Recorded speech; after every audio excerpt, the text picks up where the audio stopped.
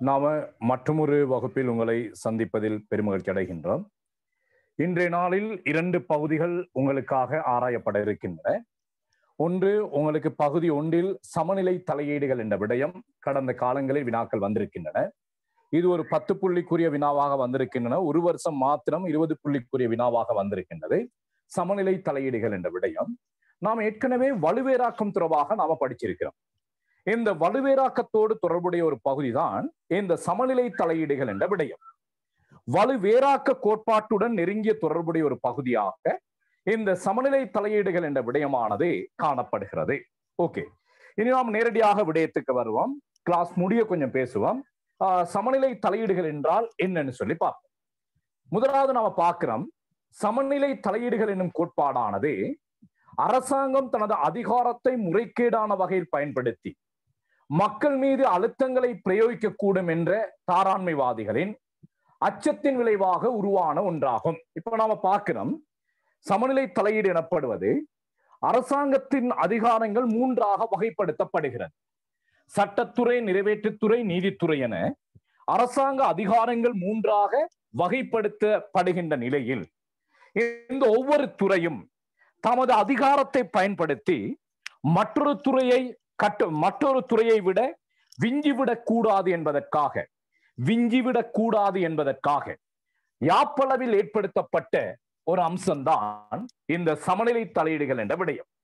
என்ன பார்க்கிறோம்? சமநிலை தலையீடு என்றால் வலுவேராக்கத்தின் அடிப்படையில ஒரு நாட்டின் முத்துறை அதிகாரங்களானது சட்டத்துறை, நிறைவேற்றுத்துறை, நீதித்துறை என்ற 3 துறைகளிடத்தே பகிர்ந்தளிக்கப்பட்டிருக்கின்ற நிலையில் இந்த ஒவ்வொரு துறையும் தமது அதிகாரத்தை பயன்படுத்தி சர்வதிகாரமாக நடந்து கொள்வதை தடுப்பதற்காக, கட்டுப்படுத்துவதற்காக யாப்பளவில் ஏற்படுத்தப்பட்ட ஒரு விடயம்தான் சமநிலை தலையீடுகள் என்ற விடயம். சொல்லி பாருங்க பாப்போம். வலுவேராக்க கோட்பாட்டின் அடிப்படையில் அரசாங்க அதிகாரங்கள் 3 துறைகளிடத்தே பகிர்ந்தளிக்கப்பட்டிருக்கின்ற நிலையில் அந்த 3 துறைகளும் தமக்கு வழங்கப்பட்டுள்ள அதிகாரத்தை பயன்படுத்தி சர்வதிகாரமாக நடந்து கொள்ளும் என்ற காரணத்தினால இந்த சர்வதிகார தன்மையை கட்டுப்படுத்துவதற்காக யாப்பளவில் ஏற்படுத்தப்பட்ட ஒரு விடயம்தான் சமநிலை தலையீடுகள் என்ற விடயமாகும். அதாவது அரசாங்கத்தின் அதிகாரத்தினை வரையறை செய்வதே இந்த கோட்பாட்டின் நோக்கமாகும். அதாவது 3 துறைகளது அதிகாரத்தையும் வரையறை செய்வது என்றால் என்ன அர்த்தம்? கட்டுப்படுத்துவதே இந்த சமநிலை தலையீடு என்ற கோட்பாட்டின் அடிப்படை நோக்கமாக காணப்படுகிறது. மொண்டஸ்கிவின் கருத்துப்படி நாம் ஏற்கனவே மொண்டஸ்கிவின் வலுவேராக்கம் தொடர்பாக பார்த்திருக்கிறோம். மொண்டஸ்கி வலுவேராக்கம் தற்காலத்தில் எப்படி இருக்குது என்று சொல்லி பார்த்திருக்கிறோம். சரி, மொண்டஸ்கிவின் கருத்துப்படி அதிகாரம் நிறுவனங்களுக்கு வேறுபடுத்தப்பட்டாலும் ஏதேனும் ஒரு நிறுவனம் மற்றைய நிறுவனங்களை மிஞ்சி செயற்படுதல் அல்லது மற்றைய நிறுவனங்கள் மீது கட்டுப்பாடுகளை விதிக்குமாயின் நீதி மற்றும் சுதந்திரம் அங்க பாதிக்கப்படும். இப்ப பார்க்கணும், மொண்டஸ்கிவின் கருத்துப்படி ஒரு நாட்டின் முத்துறை அதிகாரங்களும் 3 துறைகளிடத்தே பகிர்ந்தளிக்கப்பட்டிருக்கின்றன. சட்டத்துறை அதிகாரம் தனியானதொரு சட்டசபையிடமும், அதனை நிறைவேற்றுகின்ற அதிகாரம் தனியானதொரு நிறைவேற்று துறையிடமும், உருவாக்கப்பட்ட சட்டங்களுக்கு வியாக்கியானம் கூறி சட்டங்களை மீறுவோருக்கு எதிராக நடவடிக்கை எடுக்கக்கூடிய அதிகாரம் தனியானதொரு நீதித்துறையிடமும் ஒப்படைக்கப்பட்டிருக்கின்றன.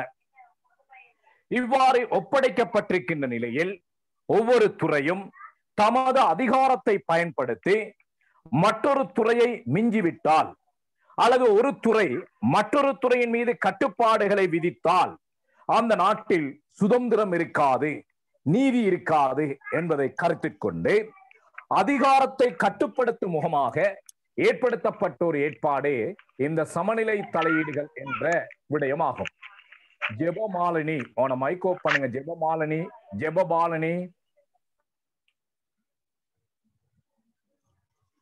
ஆகவே இந்த 3 நிறுவனங்கள் தொடர்பிலும் சமநிலை தலையீடுகள் பற்றிய முறை ஒன்று காணப்படுதல் வேண்டும் என்று அவர் குறிப்பிட்டார். இந்த சட்டத்துறை, நிறைவேற்றுத்துறை, நீதித்துறை ஆகிய 3 நிறுவனங்களுக்கு இடையில் அதிகாரத்தை சமமாக பேணக்கூடிய ஒரு ஏற்பாடு காணப்பட வேண்டும். இந்த சட்டத்துறை, நிறைவேற்றுத்துறை, நீதித்துறை ஆகிய 3 துறைகளிடத்தே அதிகாரத்தை ஒரு சமமாக பேணுகின்ற ஏற்பாடுதான் சமநிலை தலையீடுகள் என்ற ஏற்பாடாகும். சமநிலை தலையீடுகள் என்றால் என்னது? சட்டத்துறை, நிறைவேற்றுத்துறை, நீதித்துறை ஆகிய 3 துறைகளிடத்தே அதிகாரத்தை ஒரு சமமாக பேணுகின்ற முறை சமநிலை தலையீடுகள் என்று சொல்லப்படுகிறது. ஓகே, சமநிலை தலையீடுகள் என்பது சட்டத்துறை, நிறைவேற்றுத்துறை, நீதித்துறைகளில் அதிகாரங்கள் சமநிலையாக காணப்படுவதற்காக ஏற்பாடு செய்யப்பட்ட ஒரு பொறிமுறை. சட்டத்துறை, நிறைவேற்றுத்துறை, நீதித்துறை ஆகிய 3 துறைகளிடத்தே அதிகாரமானது ஒரு சமமாக காணப்படுவதை, அதிகாரமானது சமமாக பேணப்படுவதை உறுதிப்படுத்தும் முகமாக ஏற்படுத்தப்பட்ட ஒன்றுதான் இந்த சமநிலை தலையீடுகள் என்ற விடயமாகும். தடைகள் என்பது மேற்குறிப்பிடப்பட்ட நிறுவனம் ஒன்று தமது அதிகார எல்லையை மீறி செயற்படுகின்ற பொழுது மற்றைய நிறுவனம் தடைகள் ஏற்படுத்தப்பட வேண்டும் என்பதாகும். அப்ப இந்த சமநிலை தலையீடு என்பது சட்டத்துறை தமது அதிகாரத்தை பயன்படுத்தி சர்வதிகாரமாக நடக்கின்ற பொழுது அதற்கு தடையாக நிறைவேற்றுத்துறையும் அதற்கு தடையாக நீதித்துறையும் செயற்படுகின்ற ஒரு முறைதான் சமநிலை தலையீடு என்று சொல்லுவோம். இந்த சமநிலை தலையீடு என்பது சட்டம், நிர்வாகம், நீதி ஆகிய 3 துறைகளிடையேயும் அதிகார சமநிலையை பேணுகின்ற ஒரு அம்சமாகும். சமநிலை தலையீடு என்பது சட்டம், நிர்வாகம், நீதி ஆகிய 3 துறைகளிடையேயும் அதிகார சமநிலையை பேணுகின்ற ஒரு அம்சமாகும். அதாவது ஒவ்வொரு துறையும் தமக்கு வழங்கப்பட்டுள்ள அதிகாரத்தை பயன்படுத்தி மற்றைய துறைகளை கட்டுப்படுத்துவதன் மூலமாக இந்த 3 துறைகளிடையேயும் அதிகார சமநிலை பேணப்படுகிறது. எப்படி? ஒவ்வொரு துறையும் தமக்கு வழங்கப்பட்டுள்ள அதிகாரத்தை பயன்படுத்தி மற்ற துறையை கட்டுப்படுத்துவதன் ஊடாக அதிகாரத்தை ஒரு சமநிலையாக வைத்திருக்கக்கூடிய ஒரு வாய்ப்பு காணப்படுகிறது. ஆகவே நாம பார்க்கிறோம், சமநிலை தலையீடு எனப்படுவது அதிகாரத்தை அதிகாரத்தினூடாக கட்டுப்படுத்துகின்ற ஒரு ஏற்பாடு. சொல்லி பாருங்க, சமநிலை தலையீடு எனப்படுவது அதிகாரத்தை அதிகாரத்தினூடாக கட்டுப்படுத்துகின்ற ஒரு ஏற்பாடு சமநிலை தலையீடுகளாகும். சமநிலை தலையீடுகள் செயற்படுவதற்கு தேவையான அடிப்படை யாதெனில் அரசாங்கத்தின் அதிகாரம் சட்டத்துறை, நிறைவேற்றுத்துறை, நீதித்துறை ஆகிய நிறுவனங்களுக்கு பகிரப்பட்டிருத்தல் வேண்டும். ஆக இந்த சமநிலை தலையீடுகள் என்ற அம்சம் ஒரு நாட்டில் சரியான முறையில் கடைபிடிக்கப்பட வேண்டுமாயின் அந்த நாட்டில் கட்டாயமாக வலுவேராக்கம் இருக்கணும். அதாவது நாட்டின் முத்துறை அதிகாரங்களும் சட்டத்துறை, நிறைவேற்றுத்துறை, நீதித்துறை ஆகிய அதிகாரங்கள் 3 துறைகளிடத்தே ஒப்படைக்கப்பட்டிருக்க வேண்டும். அவ்வாறு ஒப்படைக்கப்பட்டிருக்கின்ற நிலையில் ஒரு துறையின் அதிகாரம் மற்றொரு துறையின் அதிகாரத்துக்கு தடையாக செயற்படுகின்ற ஒரு வகையான பொறிமுறை, மெக்கானிசம் என்று சொல்லுவோம், ஒரு வகையான பொறிமுறை தான் சமநிலை தலையீடுகள் என்ற விடயமாகும். அப்போ சமநிலை தலையீடு என்றால் என்னது? 3 துறைகளிடத்தே அதிகாரம் பகிர்ந்தளிக்கப்பட்டிருக்கின்ற நிலையில் ஒரு துறை தமது அதிகாரத்தை பயன்படுத்தி சர்வதிகாரமாக நடந்து கொள்கின்ற தன்மையை கட்டுப்படுத்துவதற்காக யாப்பு ரீதியாக ஏற்படுத்தப்பட்டிருக்கின்ற ஒரு வகையான பொறிமுறைதான் சமநிலை தலையீடுகள் ஆகும். இந்த சமநிலை தலையீடுகள் நிலவுவதற்கு என்ன தேவை? அடிப்படையாக 3 துறைகளிடத்தே அதிகாரங்கள் பகிர்ந்தளிக்கப்பட்டிருக்க வேண்டும். அதாவது வலுவேராக்க கோட்பாடு நடைமுறையில் இருக்கணும். வலுவேராக்க கோட்பாடு நடைமுறையில் இருந்தால்தான் இந்த சமநிலை தலையீடுகள் என்ற விடயம் செயற்படக்கூடியதாக இருக்கும். 3 நிறுவனங்களும் தமது கருமங்களை சிறப்பாக நிறைவேற்றுவதற்கு தமக்குள் ஒத்துழைத்து செயற்படுதல் அவசியம். சட்டத்துறை, நிறைவேற்றுத்துறை, நீதித்துறை ஆகிய 3ம் தனித்தனியாக அதிகாரங்கள் காணப்பட்ட போதிலும் அந்த 3 துறைகளும் தமக்குள்ளே ஒத்துழைத்து செயற்படுதல் அவசியம். அவ்வாறு ஒத்துழைப்போடு செயற்பட்டால்தான் நாட்டின் நிர்வாகமானது சிறப்பான முறையில் இயங்கும். அவ்வாறு ஒத்துழைத்து செயற்படுவதற்கான ஒரு ஏற்பாடுதான் இந்த சமநிலை தலையீடுகள் என்ற விடயம். இதன் மூலம் விளங்கிக் கொள்வது யாதெனில், சமநிலை தலையீடு என்பதன் மூலமாக விளங்கிக் கொள்வது யாதெனில், ஜெயசுந்தரம் மைக் ஒன்னு இருக்கு, ஜெயசுந்தரம் அவன மைக் ஒன்று இருந்தது. இதன் மூலம் விளங்கிக் கொள்வது யாதெனில், 3 நிறுவனங்களும் தமது கருமங்களை சிறப்பாக செய்வதற்கு இந்த சமநிலை தலையீடு அவசியம். சரி, இதில் எந்த ஒரு நிறுவனமும் தனித்து தமது அதிகாரத்தை செயற்படுத்த முடியாது. சட்டத்துறையோ, நிறைவேற்றுத்துறையோ, நீதித்துறையோ எந்த ஒரு நிறுவனமும் தனியாக செயற்பட முடியாது. ஆக இந்த 3 துறைகளிடத்தே ஒரு ஒருமைப்பாடு, குழு ஒருமைப்பாடு காணப்பட வேண்டும். அந்த குழு ஒருமைப்பாட்டை ஏற்படுத்தும் முகமாக ஏற்படுத்தப்பட்ட ஒரு விடயம்தான் இந்த சமநிலை தலையீடுகள் என்ற விடயமாகும். அதன்படி அதிகார பகிர்வின் மூலம் வேறுபடுத்தப்பட்ட அதிகார பகிர்வு நம்ம பார்த்திருக்கிறோமே, சட்டத்துறை, நிறைவேற்றுத்துறை, நீதித்துறை என்பவற்றின் ஊடாக அதிகாரம் பிரித்து கொடுக்கப்பட்ட இம்மூன்று நிறுவனங்களுக்கு இடையிலான தொடர்பினை சமநிலை தடையீடுகள் விதிக்கப்படுவதன் மூலம் ஏற்படுத்தப்படுகிறது. அப்போ இந்த 3 துறைகளும் தனித்தனியாக இருக்கின்ற நிலையில் அந்த 3 துறைகளிடத்தே ஒரு குழு ஒருமைப்பாட்டை, ஒரு ஒத்துழைப்பை ஏற்படுத்துவதற்காக ஒழுங்குபடுத்தப்பட்ட ஒரு கட்டமைப்பு தான் இந்த சமநிலை தலையீடுகள் என்ற விடயம். எனவே இத்தகைய செயற்பாடு ஒவ்வொரு அரசாங்க நிறுவனமும் தன்னிச்சையாக செயற்படுவதை தடுக்கின்றது. ஒவ்வொரு அரசாங்க நிறுவனம் என்று சொல்லுகின்ற பொழுது நாம பார்க்கிறோம், சட்டத்துறையின் தன்னிச்சையான செயற்பாட்டையும், நிறைவேற்றுத்துறையின் தன்னிச்சையான செயற்பாட்டையும், நீதித்துறையின் தன்னிச்சையான செயற்பாட்டையும் தடுப்பதற்கு இந்த சமநிலை தலையீடுகள் என்ற விடயமானது துணையாக அமைகிறது. உதாரணமாக தடைகளும் சமன்பாடுகளும் என்னும் கொள்கை. சமநிலை தலையீட்டுக்கு இன்னொரு பேர் தான் தடைகளும் சமன்பாடுகளும். தடைகளும் சமன்பாடுகளும் என்னும் கொள்கை பல்வேறு நிலைகளில் செயற்படுத்தப்படுகிறது. அதனை பரந்தளவில் செயற்படுத்தும் ஆட்சி முறையுடன் கூடிய ஒரு நாடாக ஐக்கிய அமெரிக்க குடியரசை நாம குறிப்பிடலாம். இந்த சமநிலை தலையீடுகள் பல்வேறுபட்ட நாடுகளில் காணப்பட்ட போதிலும் இந்த சமநிலை தலையீடுகள் என்ற விடயத்தை சிறப்பான முறையில் தமது அரசியலமைப்பில் சேர்த்து கொண்ட ஒரு நாடாக ஐக்கிய அமெரிக்கா காணப்படுகிறது.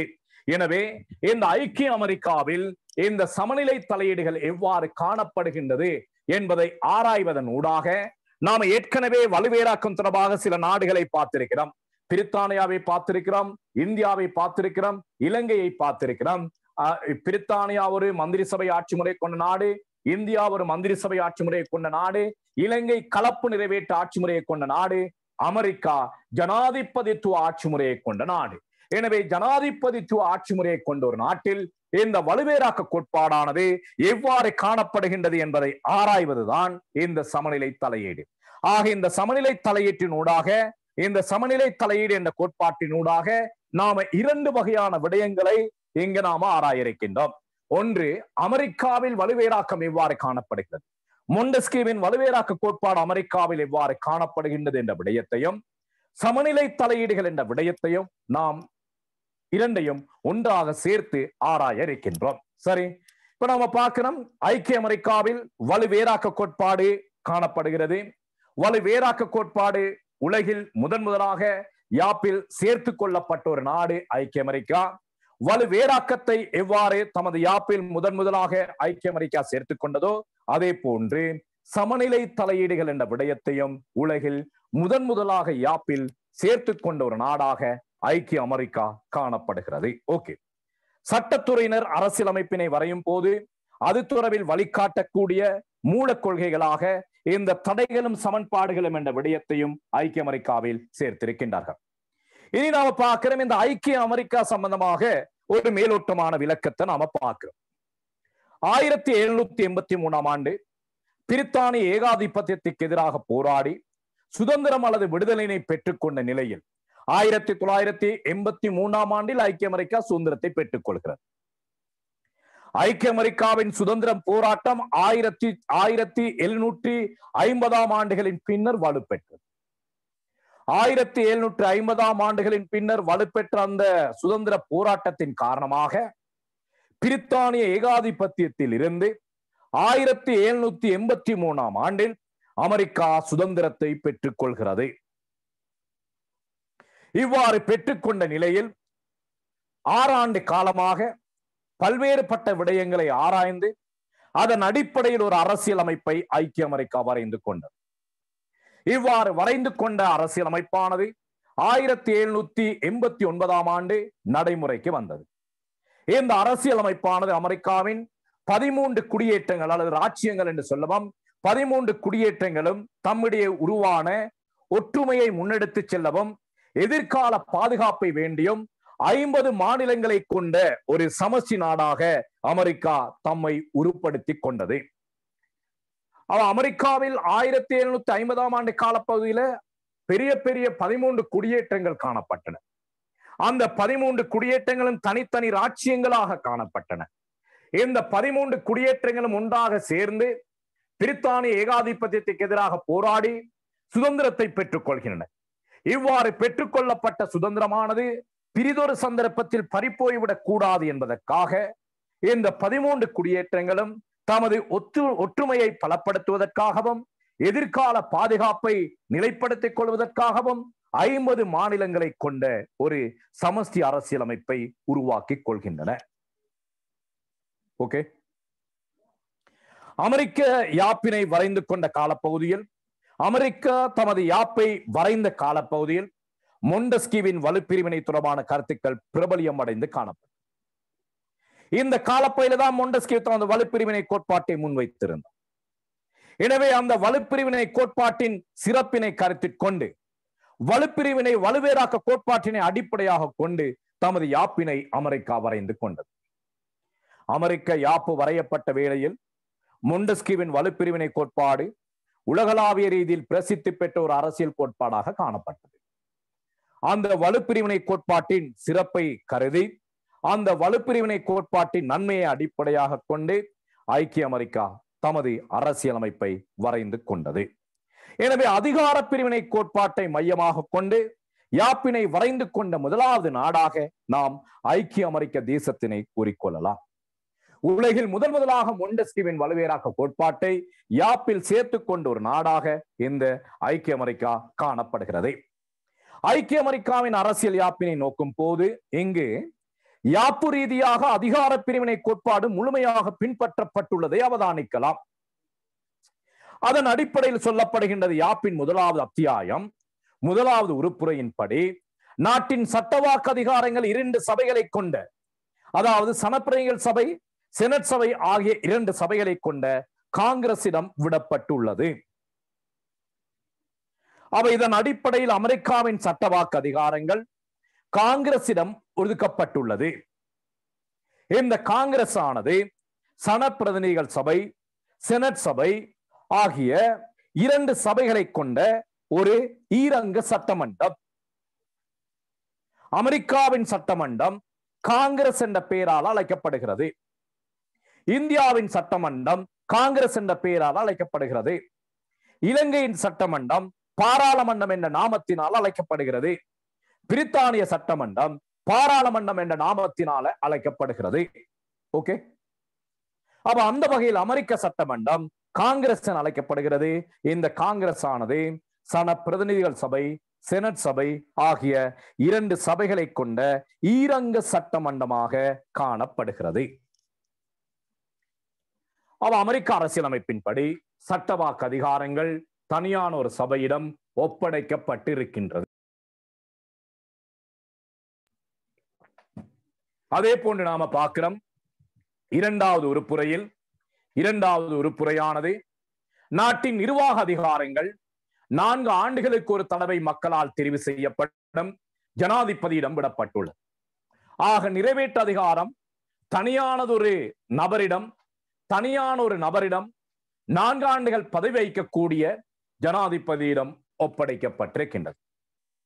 3வது அத்தியாயத்தின் 3வது உறுப்புரையின் அடிப்படையில் நாட்டின் நீதித்துறை அதிகாரங்கள் உயர் நீதிமன்றத்திடமும் காலத்திற்கு காலம் ஏற்படுத்திக் கொள்ளும் ஏனைய நீதிமன்றங்களிடமும் ஒப்படைக்கப்பட்டுள்ளன. நாட்டின் நீதித்துறை அதிகாரம் உயர் நீதிமன்றத்திடமும் காலத்துக்கு காலம் ஏற்படுத்தப்படுகின்ற ஏனைய நீதிமன்றங்களிடமும் ஒப்படைக்கப்பட்டுள்ளன. இதன் அடிப்படையில் பார்க்கின்ற பொழுது மொண்டஸ்கிவின் வலுவேறாக்க கோட்பாட்டை யாப்பில் திருத்தமாக சேர்த்துக்கொண்ட, சிறப்பான முறையில் சேர்த்துக்கொண்ட ஒரு நாடாக ஐக்கிய அமெரிக்கா காணப்படுகிறது. சட்டவாக்கு அதிகாரம் காங்கிரசிடமும், நிறைவேற்று அதிகாரம் ஜனாதிபதியிடமும், நீதித்துறை அதிகாரம் உயர் நீதிமன்றத்திடமும் ஏனைய நீதிமன்றங்களிடமும் ஒப்படைக்கப்பட்டுள்ளன. மொண்டஸ்கிவ் கூறியபடி சட்டத்துறை, நிறைவேற்றுத்துறை, நீதித்துறை ஆகிய 3ம் தனித்தனியாக அமெரிக்காவில் செயற்பட்டு வருகின்ற தன்மையை காணக்கூடியதாக இருக்கின்றது.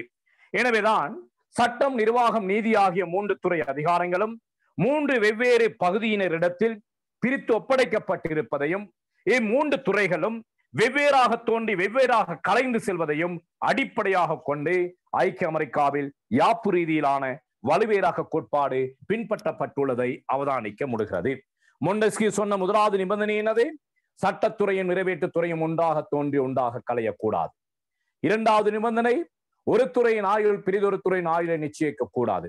மூன்றாவது நிபந்தனை, ஒரு துறையின் அதிகாரம் பிரிதொரு துறையின் அதிகாரத்தை கட்டுப்படுத்தக்கூடாது. இதன் அடிப்படையில் பார்க்கின்ற பொழுது அமெரிக்காவில் ஒவ்வொரு துறையும் வெவ்வேறாக தோன்றி வெவ்வேறாக களைகின்றன. ஒரு துறையின் ஆயுள் பிரிதொரு துறையின் ஆயுளை நிச்சயிப்பதில்லை. இதன் அடிப்படையில் பார்க்கின்ற பொழுது ஐக்கிய அமெரிக்காவில் யாப்பு ரீதியாக மொண்டெஸ்கியூவின் வலுவேறாக்க கோட்பாடானது சிறப்பான முறையில் பின்பற்றப்பட்டு வருவதை அவதானிக்க முடிகிறது. ஓகே, அமெரிக்காவில் யாப்பு ரீதியாக வலுப்பிரிவினை கோட்பாடு பின்பற்றப்பட்டிருப்பினும் நடைமுறையில் அது செயலிழந்திருப்பதை அவதானிக்க முடிகிறது. அதாவது இந்த மூன்று துறைகளும் ஒன்றுடன் ஒன்று நெருக்கமான தொடர்புகளை கொண்டிருப்பதனாலும் முத்துறைகளுக்கிடையே கட்டுப்படுத்துகின்ற தலையிடுகின்ற நம்பியிருக்கின்ற நிலை காணப்படுகின்ற காரணத்தினாலேயும் மொண்டெஸ்கியூவின் வலுவேறாக்க கோட்பாடு இங்கு வலுவிழந்து விடுகிறது. ஏன் வலுவிழக்கிறது? ஒரு துறையின் அதிகாரம் பிரிதொரு துறையின் அதிகாரத்தை கட்டுப்படுத்த கூடாது என்பது மொண்டெஸ்கியூவின் வாதம். மொண்டெஸ்கியூவின் மூன்றாவது நிபந்தனை அது. ஆனால் அமெரிக்காவை பொறுத்தவரையில் ஒரு துறை பிரிதொரு துறையை கட்டுப்படுத்துகிறது. ஒரு துறை பிரிதொரு துறையின் செயற்பாடுகள் மீது தலையிடுகிறது. ஒரு துறை பிரிதொரு துறையின் மீது நம்பியிருக்கின்ற தன்மை காணப்படுகிறது. ஆகவே மொண்டெஸ்கியூ கூறிய மூன்றாவது நிபந்தனை ஐக்கிய அமெரிக்காவில் யாப்பளவிலும் இல்லை, நடைமுறையிலும் இல்லை. எனவே நாம பார்க்கிற மொண்டெஸ்கியூ கூறிய வலுவேறாக்கம் அமெரிக்காவில் இல்லை என்று சொல்றோம். மொண்டெஸ்கியூவின் வலுவேறாக்க கோட்பாடு அமெரிக்காவில் இல்லாமல் போனதுக்கான காரணம் என்ன? அமெரிக்க யாப்பு வரைஞர்கள் துறை ரீதியாக அதிகாரத்தை வேறுபடுத்தியிருக்கின்ற அதே வேளையில் சமநிலை தலையீடுகள் என்ற விடயத்தையும் ஏற்படுத்தியிருக்கின்றார்கள். இந்த சமநிலை தலையீடுகள் என்ற விடயத்தின் காரணமாக ஒரு துறை பிரிதொரு துறையில் தலையிடுகின்ற, ஒரு துறை பிரிதொரு துறையை நம்பியிருக்கின்ற, ஒரு துறை பிரிதொரு துறையை கட்டுப்படுத்துகின்ற தன்மை காணப்படுகிறது. இத்தகைய தன்மையின் காரணமாக அமெரிக்காவில் மொண்டெஸ்கியூவின் வலுவேறாக்கம் வலுவிழந்து விட்டதாக சொல்லப்படுகிறது. யாப்பு ரீதியான அதிகார பிரிவினை கோட்பாடு பின்பற்றப்பட்டிருப்பதால் அரசாங்க நடைமுறை எதிர்காலத்தில் எழும் தீய விளைவுகளை கருத்தில் கொண்டு யாப்பு வரைஞர்கள் அதிகார பிரிவினையை செயலிழக்க செய்யும் வகையில் வீட்டோ பிரஷர் சமநிலை தலையீடுகள் என்ற புதியதோர் அம்சத்தினை யாப்பில் சேர்த்து கொண்டுள்ளனர். ஆக இந்த சமநிலை தலையீடுகள் என்ற விடயத்தின் காரணமாக அமெரிக்காவில் மொண்டெஸ்கியூவின் மூன்றாவது நிபந்தனையான ஒரு துறை பிரிதொரு துறையை கட்டுப்படுத்தக்கூடாது என்ற நிலை இல்லாமல் போயிருக்கின்றது. ஓகே, சமநிலை தலையீடுகள் என்பது சட்டம், நிர்வாகம், நீதி ஆகிய மூன்று துறைகளிடையேயும் அதிகார சமநிலையை பேணுகின்ற ஒரு அம்சமாகும். நாம ஆல்ரெடி பார்த்துட்டோம்.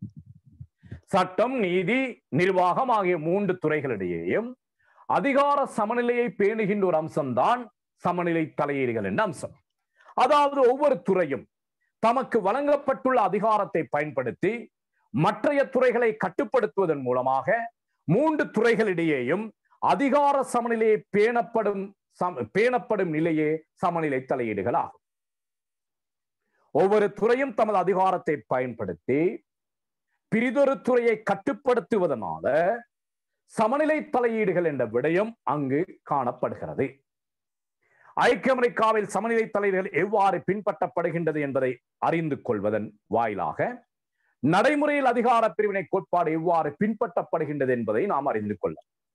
ஐக்கிய அமெரிக்காவில் இந்த சமநிலை தலையீடுகள் என்ற கோட்பாடு எவ்வாறு இருக்கின்றது என்பதை அறிவதன் ஊடாக ஐக்கிய அமெரிக்காவில் வலுவேறாக்க கோட்பாடு எவ்வாறு இருக்கின்றது என்பதை நாம் அறியக்கூடியதாக இருக்கு. ரைட், இப்ப நாம பார்க்கிறோம் மொண்டெஸ்கியூ சொன்ன மூன்றாவது நிபந்தனை என்னது? ஒரு துறை பிரிதொரு துறையின் அதிகாரத்தை கட்டுப்படுத்தக்கூடாது. அமெரிக்காவில் ஒரு துறை பிரிதொரு துறையை கட்டுப்படுத்துகிறது. எப்படி கட்டுப்படுத்துகிறது? சட்டத்துறை நிர்வாகத்துறையை கட்டுப்படுத்துகிறது. அமெரிக்காவில் சட்டத்துறை நிர்வாகத்துறையை கட்டுப்படுத்துகிறது. யாப்பு ரீதியாக ஐக்கிய அமெரிக்காவில் நிர்வாக அதிகாரங்கள் 4 ஆண்டுகளுக்கு ஒரு தடவை மக்களால் தெரிவு செய்யப்படும் ஜனாதிபதியிடம் ஒப்படைக்கப்பட்டிருக்கின்றது. ஐக்கிய அமெரிக்காவில் நிறைவேற்று அதிகாரங்கள் ஜனாதிபதியிடம் ஒப்படைக்கப்பட்டிருக்கின்றது. முழு நாட்டினதும் நிறைவேற்று நிர்வாகத்துறைக்கு ஜனாதிபதியை பொறுப்பாக்கப்பட்டுள்ளார். நாட்டின் முழு நிர்வாகத்துக்கு பொறுப்பு ஜனாதிபதி. எனினும் அமெரிக்க ஜனாதிபதி நாட்டின் பாதுகாப்பு, வெளிநாட்டு விவகாரங்கள் தொடர்பாக தான் மேற்கொள்ளும் எத்தகைய தீர்மானத்தையும் நடைமுறைப்படுத்துவதற்காக சட்டத்துறையின் 2ஆம் மண்டமான செனட் சபையில் 3/2 சம்மதத்தினை பெற்றிருக்க வேண்டியது அவசியமாகும். கவனிய பாப்போம். அமெரிக்க ஜனாதிபதி உலக ஜனாதிபதி, உலக போலீஸ்காரர், உலக நாடுகளை கட்டுப்படுத்தக்கூடிய வல்லமை உடையவர். நாட்டின் முழு நிறைவேற்று அதிகாரங்களும் அமெரிக்காவில் ஜனாதிபதியிடம் ஒப்படைக்கப்பட்டிருக்கின்றது. நாட்டின் முழு அதிகாரமும் அமெரிக்காவில் ஜனாதிபதியிடம் ஒப்படைக்கப்பட்டிருந்தாலும் அந்த ஜனாதிபதியானது சில முக்கியமான விடயங்களை மேற்கொள்கின்ற பொழுது சட்டத்துறையின் 2ஆம் மண்டமான செனட் சபையின் அங்கீகாரத்தை பெற்றுக் கொள்ள வேண்டும். என்னென்ன விடயங்கள்? நாட்டின் பாதுகாப்பு, வெளி விவகாரம், அடுத்து இன்னும் ஒன்று போட்டுக் கொள்ளலாம், உயர் நியமனங்கள். உயர் நியமனங்கள், நாட்டின் பாதுகாப்பு, வெளி விவகாரம், உயர் நியமனங்கள் இவற்றை மேற்கொள்ளுகின்ற பொழுது சட்டத்துறையின் 2ஆம் மண்டமான செனட் சபையின் 3/2 சம்மதத்தினை பெற்றுக் கொள்ள வேண்டும். செனட் சபையானது அந்த சம்மதத்தினை வழங்க மறுத்தால், செனட் சபையானது அந்த பிரேரணையை எதிர்த்தால் ஜனாதிபதியினால் குறித்த விடயத்தை நிறைவேற்ற முடியாமல் போகும். இவ பாருங்க பாப்போம். அமெரிக்க ஜனாதிபதி அதிகாரம் படைத்த ஜனாதிபதி. அந்த அதிகாரம் படைத்த ஜனாதிபதியை செனட் சபையை கட்டுப்படுத்துகிறது. ஆக சட்டத்துறையானது நிறைவேற்றுத்துறையை கட்டுப்படுத்துகிறது. இவ்வாறு ஒரு துறை பிரிதொரு துறையை கட்டுப்படுத்துவதை தான் நாம சொல்றோம் சமநிலை தலையீடுகள். இந்த சமநிலை தலையீடுகள் என்ற அம்சத்தின் காரணமாக அமெரிக்காவில் மொண்டஸ்கிவின் வலுவேலாக்க கோட்பாடு வலுவிழந்து விடுகிறது. ஓகே, இதற்கு உதாரணமா பார்க்கிறோம். 1989ஆம் ஆண்டு காலப்பகுதியில் அமெரிக்க ஜனாதிபதி பாகிஸ்தானுக்கு பல கோடி ரூபாய்கள் பெறுமதியான பாரிய யுத்த உபகரணங்களை விற்பனை செய்வதற்கு மேற்கொண்ட தீர்மானத்தினை செனட் சபை தனது மறுப்பான்மையை பிரயோகித்து ரத்து செய்தது. அப்ப அமெரிக்க ஜனாதிபதி தமது அதிகாரத்தை பயன்படுத்தி பாகிஸ்தானுக்கு ஆயுதங்களை விற்பனை செய்வதற்காக ஒரு உடன்படிக்கையை மேற்கொள்கிறார். அந்த உடன்படிக்கையை செனட் சபை விரும்பாத காரணத்தினால, எதிர்த்ததன் காரணமாக ஜனாதிபதியினால் அந்த உடன்படிக்கையை மேற்கொள்ள முடியாமல் போனது. உதாரணம். அப்ப இங்க என்ன நடந்திருக்குது? சட்டத்துறை நிறைவேற்றுத்துறையான ஜனாதிபதியை கட்டுப்படுத்துகிறது. இவ்வாறு கட்டுப்படுத்துவதுதான் சமநிலை தலையீடு. இந்த சமநிலை தலையீட்டின் காரணமாக அமெரிக்காவில் வலுவேலாக்க கோட்பாடு வலுவிழந்து விட்டதாக சொல்லப்படுகிறது.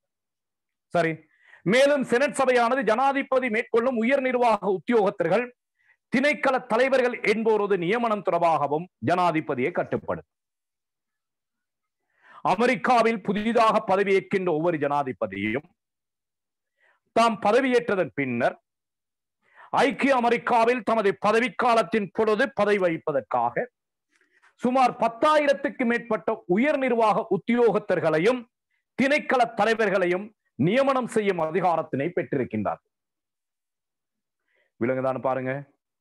ஐக்கிய அமெரிக்காவில் புதிதாக பதவியேற்கின்ற ஒவ்வொரு ஜனாதிபதியும் சுமார் 10,000க்கு மேற்பட்ட உயர் நிர்வாக திணைக்கள தலைவர்களையும் உயர் நிர்வாக உத்தியோகத்தர்களையும் நியமிப்பதற்கான அதிகாரத்தினை பெற்றிருக்கின்றார்கள். இந்த அதிகாரத்தை பயன்படுத்தி ஜனாதிபதி நியமனங்களை மேற்கொள்ளும் போது 4,500 அமெரிக்க டாலர்களுக்கு மேல் சம்பளம் பெறும் உத்தியோகத்தர்களை நியமனம் செய்யும் போது 10,000க்கு மேற்பட்டவர்கள் 4,500 அமெரிக்க டாலர்களுக்கு மேல் சம்பளம் பெறுகின்ற உத்தியோகத்தர்களை நியமனம் செய்யும் போது செனட் சபையின் அங்கீகாரத்தை கட்டாயமாக பெற்றுக்கொள்ள வேண்டும். செனட் சபை அந்த அங்கீகாரத்தை வழங்க மறுத்தால் ஜனாதிபதியினால குறித்த நியமனத்தை மேற்கொள்ள முடியாமல் போகும். அப்ப இதனூடாக சட்டத்துறை ஜனாதிபதியை கட்டுப்படுத்துகிறது, சட்டத்துறை நிறைவேற்றுத்துறையை கட்டுப்படுத்துகிறது. ஆக மொண்டஸ்கிவின் வலுவேலாக்க கோட்பாடு இல்லாமல் போகிறது. மொண்டஸ்கிவின் வலுவேலாக்க கோட்பாடு இல்லாமல் போனதற்கான காரணம் சமநிலை தலையீடுகள் என்ற விடயம். துறை ரீதியான கட்டுப்பாடுகள் அமெரிக்காவில் காணப்படுகிறது. Okay, clear. அடுத்து நாம பார்க்கிறோம், இதே போன்று செனட் சபை உயர் நீதிமன்றத்தோடு இணைந்து ஜனாதிபதியின் மீது விசாரணைகளை மேற்கொண்டு அவரை பதவி நீக்கம் செய்வதற்கான அதிகாரத்தை பெற்றிருக்கின்றது. இப்ப இங்க பார்க்கிறோம், செனட் சபை என்ன செய்யுதுன்னு சொன்னால், ஜனாதிபதியை உயர் நீதிமன்றத்தோடு இணைந்து ஜனாதிபதிக்கு எதிராக மேற்கொள்ளப்படுகின்ற குற்றப்பிரேரணையை விசாரிக்கும் அதிகாரத்தையும் பெற்றிருக்கின்றது. ஆக சட்டத்துறை நிறைவேற்றுத்துறையை விசாரிக்கும் அதிகாரத்தை பெற்றிருக்கின்றது. விசாரித்து அவரை பதவியிலிருந்து நீக்கக்கூடிய அதிகாரத்தையும் செனட் சபை பெற்றிருக்கின்றது. இதனூடாக சட்டத்துறை நிறைவேற்றுத்துறையை கடுமையாக அமெரிக்காவில் கட்டுப்படுத்துகின்ற போக்கினை நாம் காணக்கூடியதாக இருக்கின்றது. சரி, அமெரிக்க ஜனாதிபதி புரிந்ததாக கூறப்படும் தேச துரோகம், லஞ்ச ஊழல், அதிகார துஷ்பிரயோகம், ஒழுக்கக்கேடான நடத்தை, அரசியல் அமைப்பை வேண்டுமென்றே மீறிய குற்றம் என்பவற்றுக்காக அவர் மீது மேற்படி நடவடிக்கைகளை மேற்கொள்ளலாம். யாரு? செனட் சபை. இதன் போது ஜனாதிபதி பதவியை கூட செனட் சபையால் நீக்க முடியும். இதனூடாக சட்டத்துறை மிக கடுமையான முறையில் அமெரிக்க நிறைவேற்றுத்துறையை கட்டுப்படுத்துகிறது. இனி நாம பார்க்கிறோம், அமெரிக்க நிறைவேற்றுத்துறை எப்படி சட்டத்துறையை கட்டுப்படுத்துகின்றது, அமெரிக்க நிறைவேற்றுத்துறை எப்படி சட்டத்துறையை கட்டுப்படுத்துகின்றது என்று நாம பார்க்கிறோம். சரி, ஜெபமாலினி அமெரிக்காவின் நிறைவேற்றுத்துறைக்கு பொறுப்பு யாரு? ஜெபமாலினி. அமெரிக்காவின் நிறைவேற்றுத்துறைக்கு பொறுப்பு யாரு? ஜெபமாலினி. ஜனாதிபதி. சரி, எனக்கு சொல்லணும், மனோஜ்குமார் அமெரிக்காவில் சட்டத்துறைக்கு பொறுப்பு யாரு? மனோஜ்குமார். காங்கிரஸ். காங்கிரஸ். ரைட். இப்போ நாம பார்க்கிறோம், இந்த காங்கிரஸ், இந்த நிறைவேற்றுத்துறையான ஜனாதிபதி எப்படி காங்கிரஸை கட்டுப்படுத்துறாருன்னு சொல்லி. உங்களுக்கு தெரியும், காங்கிரஸ்ல 2 சபைகள் காணப்படுது. என்னென்ன சபை? செனட் சபை, சனப்பிரதிநிதிகள் சபை. இந்த 2 சபையில ஏதாவது ஒரு சபையை ஜனாதிபதி கட்டுப்படுத்தினால் என்னவாக இருக்கும்? அது நிர்வாகத்துறை, சட்டத்துறையை கட்டுப்படுத்துவதாக இருக்கு. ரைட், நாம பார்க்கிறோம். ஆயினும் சட்டத்துறையின் 2 அம்சங்களுமே முழு நாட்டுக்கும் தேவையான சட்டங்களை கொண்டு வரவும் அவற்றை விவாதித்து நிறைவேற்றவும் அதிகாரத்தை பெற்றிருக்கின்றது. அமெரிக்காவில் காணப்படுகின்ற 2 சபைகளும், செனட் சபையும் சனப்பிரதிநிதிகள் சபையும், நாட்டுக்கு தேவையான சட்டங்களை கொண்டு வந்து அவற்றை நிறைவேற்றக்கூடிய அதிகாரத்தினை பெற்றவையாக காணப்படுகின்றன. ஓகே. எனினும் ஐக்கிய அமெரிக்காவில் சட்டவாக்க நடைமுறையை நோக்கும் போது சனப்பிரதிநிதிகள் சபை, செனட் சபை ஆகியவற்றால் கொண்டு வரப்படுகின்ற மசோதாக்கள் 2 சபைகளிலும் மாறி மாறி விவாதிக்கப்படும். செனட் சபையால கொண்டு வரப்படுகின்ற ஒரு மசோதா சனப்பிரதிநிதிகள் சபையாலும், சனப்பிரதிநிதிகள் சபையால கொண்டு வரப்படுகின்ற ஒரு மசோதா செனட் சபையாலும் மாறி மாறி வாத பிரதிவாதங்களுக்கு உட்படுத்தப்படும். மாறி மாறி வாத பிரதிவாதங்களுக்கு உட்படுத்தப்படும். இவ்வாறு 2 சபைகளிலும் விவாதத்தின் பின்னர் நிறைவேற்றப்பட்ட ஒரு சட்ட மூலமானது ஜனாதிபதியின் இறுதி ஒப்பத்துடன் தான் சட்டமாக மாறும். இங்க இருக்குது சட்டசபையை கட்டுப்படுத்தக்கூடிய பிடி ஜனாதிபதி கை. என்னதான் சட்டங்களை உருவாக்கினாலும் அந்த சட்டத்துக்கு இறுதி ஒப்பமிடக்கூடிய அதிகாரம் ஜனாதிபதியிடம் இருக்கு. ஜனாதிபதி என்ன செய்யலான்னு சொன்னால், ஜனாதிபதி சட்டத்துறை ஒரு நிமிஷம். ஜனாதிபதி சட்டத்துறை அதிகாரங்கள் காங்கிரசிடம் ஒப்படைக்கப்பட்டிருக்கும் நிலையில் காங்கிரஸில் நிறைவேற்றப்படும் மசோதாக்களை ஜனாதிபதி இறுதி ஒப்பமிடுவதன் மூலமே சட்டமாக்கப்படுகிறது. ஆயினும் காங்கிரசின் சட்டங்களுக்கு ஒப்பமிட மறுப்பதன் மூலமாக ஜனாதிபதி நேரடியாகவே சட்டவாக்க அதிகாரத்தை கட்டுப்படுத்துகிறார். இங்க கவனிய பார்ப்போம். ஜனாதிபதிக்கு இருக்குது காங்கிரஸால் உருவாக்கப்படுகின்ற சட்டத்தை ஒப்பமிட மறுக்கின்ற அதிகாரம். அந்த ஒப்பமிட மறுத்தார்னு சொன்னால் அது சட்டமாக மாறாது. ஆக சட்டத்துறையால என்ன சட்டம் கொண்டு வந்தாலும் அதற்கு இறுதி பிடி ஜனாதிபதி கையில. அவர் ஒப்பமிட மறுப்பதனூடாக சட்டத்துறை அதிகாரத்தை அவர் கட்டுப்படுத்துகிறார். ஓகே, இதனூடாக அமெரிக்காவில் நிறைவேற்றுத்துறை சட்டத்துறையை கட்டுப்படுத்துகிறது. ஒரு துறை பிரிதொரு துறையை கட்டுப்படுத்துகிறது. ஒரு துறை பிரிதொரு துறையை கட்டுப்படுத்துவதனால வலுவேதாக்கம் செயலிழந்து விட்டது. ஒரு துறை பிரிதொரு துறையை கட்டுப்படுத்துவது சமநிலை தலையீடு. அடுத்து, மேலும் காங்கிரசினால் சமர்ப்பிக்கப்பட்ட ஒரு விடயத்தினை ஒப்பமிட மறுக்கும் அதிகாரம் ஜனாதிபதிக்கு வழங்கப்பட்டிருப்பினும் அதிகாரம் ஒரு வரையறைக்கு உட்பட்டதாகவே இருக்கு. அதாவது ஜனாதிபதி காங்கிரசின் 2 சபைகளில் 3/2 பெரும்பான்மை நிறைவேற்றப்பட்ட மசோதாக்களுக்கும் யாப்பு திருத்த மசோதாக்களுக்கும் எவ்வகையிலும் கையொப்பமிட மறுக்க முடியாது. எங்கேயும் ஜனாதிபதிக்கு சில வரையறைகள் இருக்குது. காங்கிரஸ்ல 2 சபைகளிலும் ஒரு விடயம் நிறைவேற்றப்பட்டு விட்டார். சரி, காங்கிரஸில் 2 சபைகளிலும் ஒரு விடயம் நிறைவேற்றப்பட்டு விட்டால், அதே போல யாப்பு திருத்தம் தொடர்பான ஒரு விடயம், இவற்றுக்கு ஜனாதிபதியினால் கையொப்பமிட மறுக்க முடியாது. ஆக காங்கிரஸால ஒரு சபையால நிறைவேற்றப்பட்ட விடயம் அல்லது காங்கிரஸால இவை தவிர்ந்த வேறு விடயங்கள் என்பவற்றிற்கு ஜனாதிபதி தமது கட்டுப்பாடுகளை விதிக்கலாம். மேலும் அமெரிக்க ஜனாதிபதி காங்கிரசின் விசேட கூட்டங்களை கூட்டுவிக்கலாம். இவ பாருங்க, நிறைவேற்றுத்துறை காங்கிரஸை கூட்டுவிக்கிறது. தனது வேண்டுகோள்கள் விண்ணப்பங்களை சட்டமாக்கி தரும்படி காங்கிரஸை ஜனாதிபதி கேட்டுக்கொள்ளலாம். நிறைவேற்றுத்துறை சட்டத்துறையில தலையிட்டு இந்த சட்டத்தை சட்டமாக்கி தரும்படி கேட்டுக்கொள்கிறது. காங்கிரசினால் கொண்டு வரப்படும் அரசியலமைப்பு மசோதா தவிர்ந்த ஏனைய மசோதாக்கள் மீது தமது மறுப்பான்மை அதிகாரத்தை, வீட்டோ பவர், ரத்ததிகாரம், இந்த ரத்ததிகாரத்துக்கு இன்னொரு பேர் தான் மறுப்பான்மை அதிகாரம், இந்த மறுப்பான்மை அதிகாரத்தை பிரயோகிப்பதன் மூலமாக அவற்றை சட்டமாக நிறைவேற்ற முடியாதபடி தடுத்து நிறுத்துவதன் மூலமாக ஜனாதிபதி, அதாவது நிறைவேற்றுத்துறை சட்டத்துறையை கட்டுப்படுத்துகிறது. இவ்வாறு கட்டுப்படுத்துவதுதான் சமநிலை தலையீடு. ஒரு துறை பிரிதொரு துறையை கட்டுப்படுத்துகிறது. ஓகே, என்ன பார்த்திருக்கிறோம்? சட்டத்துறை நிறைவேற்றுத்துறையை கட்டுப்படுத்துகிறது, நிறைவேற்றுத்துறை சட்டத்துறையை கட்டுப்படுத்துகிறது. இனி நாம பார்க்கிறோம் அமெரிக்காவில் நீதித்துறை சட்ட நிர்வாகத்துறையை கட்டுப்படுத்துகிறது. அமெரிக்காவில் நீதித்துறைக்கு பொறுப்பு யாரு? உயர் நீதிமன்றம். சட்டத்துறைக்கு பொறுப்பு யாரு? காங்கிரஸ். நிறைவேற்றுத்துறைக்கு பொறுப்பு யாரு? ஜனாதிபதி. இப்ப நாம பார்க்கிறோம் அமெரிக்காவுல இந்த நீதித்துறையானது காங்கிரஸையோ அல்லது ஜனாதிபதியையோ கட்டுப்படுத்துகின்றதா என்று. ஐக்கிய அமெரிக்காவில் சட்டத்துறை நிர்வாகத்துறை சட்டத்துறை ஐக்கிய அமெரிக்காவில் சட்டத்துறை நிர்வாகத்துறையையும் நிர்வாகத்துறை சட்டத்துறையையும் கட்டுப்படுத்தி வருவதை போன்று நீதித்துறையானது இந்த 2 துறைகளையும் கட்டுப்படுத்தி வருகின்ற ஒரு தன்மையை அவதானிக்க முடிகிறது. எப்படி? யாப்பு ரீதியாக நோக்கும் போது ஐக்கிய அமெரிக்காவின் நீதித்துறை அதிகாரங்கள் உயர் நீதிமன்றத்தின் மூலமும் காங்கிரஸால் காலத்துக்கு காலம் ஏற்படுத்தப்படுகின்ற ஏனைய நீதிமன்றங்களின் மூலமாகவும் மேற்கொள்ளப்படும் என கூறப்படுகிறது யாப்பு ரீதியாக. இருந்தாலும் நீதிமன்றத்தில் உச்ச அமைப்பாக காணப்படுவது உயர் நீதிமன்றம். ஐக்கிய அமெரிக்காவின் சமஷ்டி கட்டமைப்பின் உச்ச நீதிமன்றமாக உயர் நீதிமன்றமே காணப்படுகிறது. ஆக அமெரிக்காவின் நீதித்துறையின் உச்சமைப்பு உயர் நீதிமன்றம். அந்த வகையில் உயர் நீதிமன்றமானது காங்கிரசின் 2 சபைகளாலும் கொண்டு வரப்படுகின்ற மசோதாக்களை சட்ட புலனாய்வு, இதை நாம சொல்லுவோம் நீதி புனராய்வு, நீதி புலனாய்வு, நீதி புனராய்வு என்று சொல்லுவோம். நீதி புனராய்வுக்கு ஒரு பேர் சட்ட புலனாய்வு. சட்ட புலனாய்வு செய்யும் அதிகாரத்தினை பெற்றிருப்பது நீதித்துறை சட்டத்துறையினை கட்டுப்படுத்தும் நிலையினை வெளிப்படுத்துகிறது. எப்படி?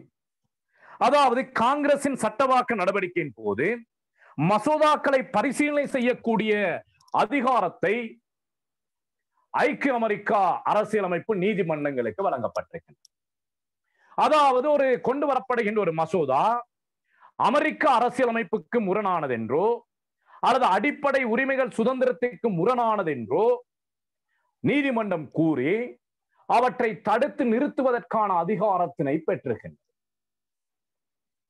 அமெரிக்க சட்டமன்றத்தினால கொண்டு வரப்படுகின்ற ஒரு சட்டம் ஐக்கிய அமெரிக்க அரசியலமைப்புக்கு முரணானது, ஐக்கிய அமெரிக்க மக்களின் உரிமைகளையும் சுதந்திரத்தையும் பாதிக்கின்றது என்று கூறி அவற்றை தடுத்து நிறுத்தக்கூடிய அதிகாரத்தினை உயர் நீதிமன்றம் பெற்றிருக்கின்றது.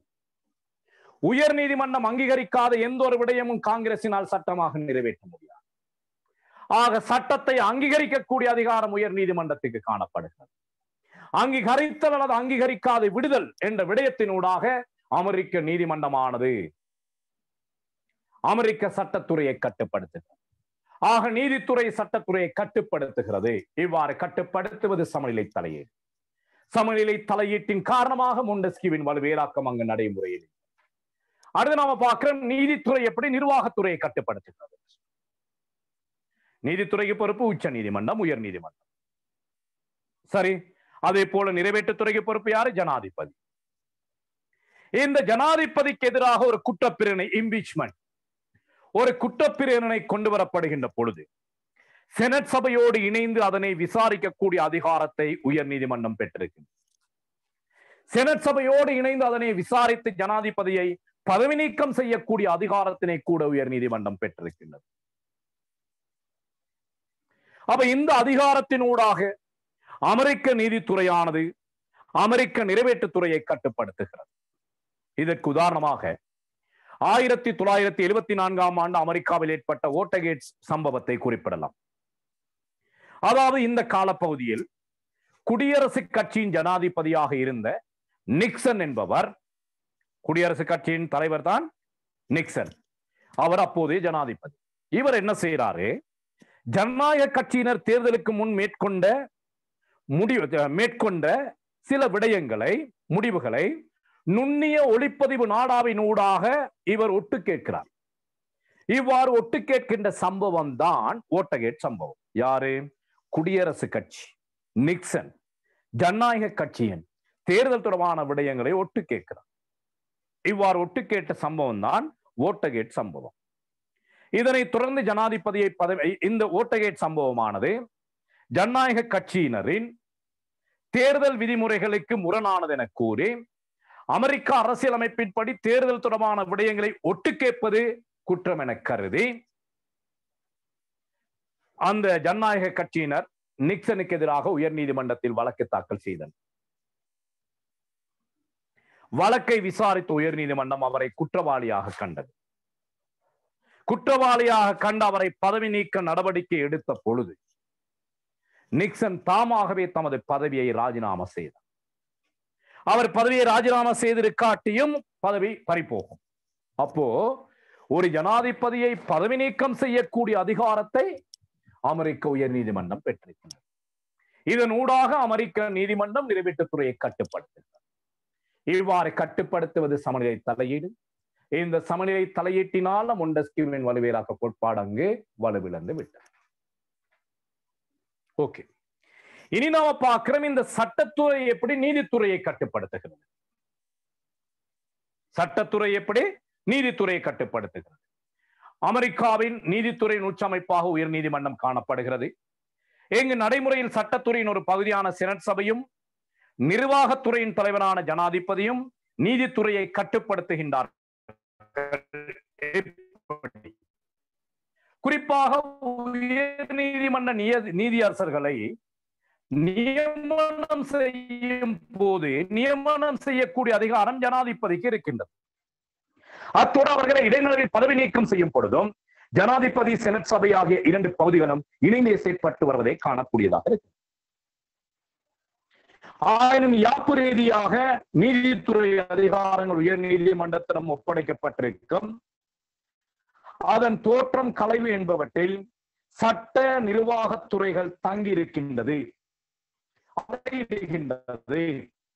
போன்ற சமநிலை தொடர்பான விடயங்கள் அதன் அதிகார பிரிவினையை வலுவிழக்க செய்வதாக அமைக்கிறது. அமெரிக்காவில் நீதி நியமிக்கின்ற பொழுது மண்டமான செனட் சபையில் 3 அங்கீகாரத்தை பெற வேண்டும். அந்த செனட் சபையானது 3 அங்கீகாரத்தை வழங்க மறுத்தால் ஜனாதிபதியினால் அந்த நீதிபதியை நியமிக்க முடியாது.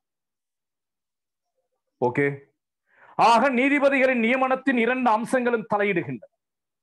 இவர்கள் இருவரும் சேர்ந்து நீதிபதிகளை தலையிடுகின்ற காரணத்தினால நீதித்துறையில் இவர்களின் தலையீடு காணப்படுகிறது. சட்ட நிறைவேற்றுத்துறையின் தலையீடு நீதித்துறையில் காணப்படும். சரி, அப்ப நம்ம பார்க்கிறோம் ஜனாதிபதி நியமிக்கிறாரு செனட் சபையின் அங்கீகாரத்தோடு. அப்ப இந்த வகையில் சட்டத்துறையும் நிர்வாகத்துறையும் நீதித்துறையில் தலையீடு செய்கிறது. ஒரு துறை பிரிதொரு துறையில் தலையீடு செய்கிறது.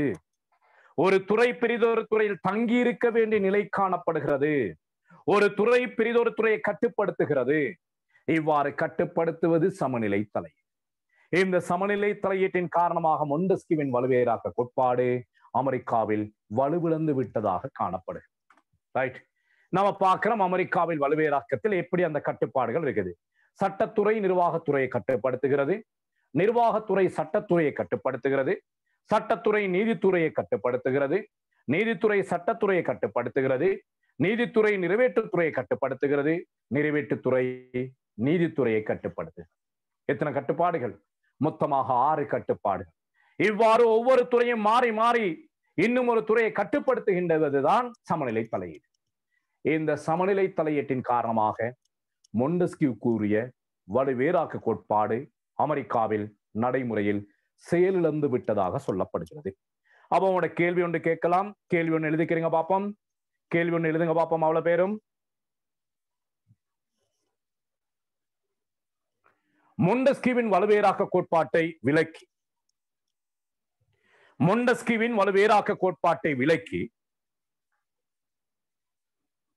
அதன் தற்கால பொருத்தப்பாட்டை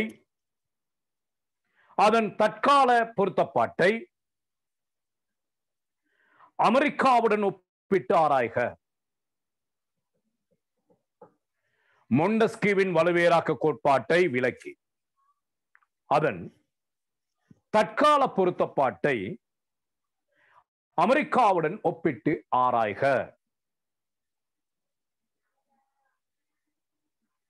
ஓகே, அடுத்த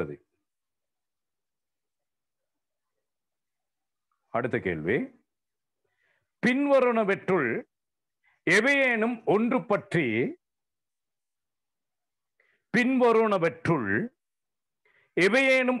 பற்றி விளக்குக. கடந்த காலங்களில் வந்த வினா. பின்வருவனவற்றுள் எவையேனும் ஒன்று பற்றி விளக்குக. ஆனா ஒன்று சமநிலை தலையீடுகள்.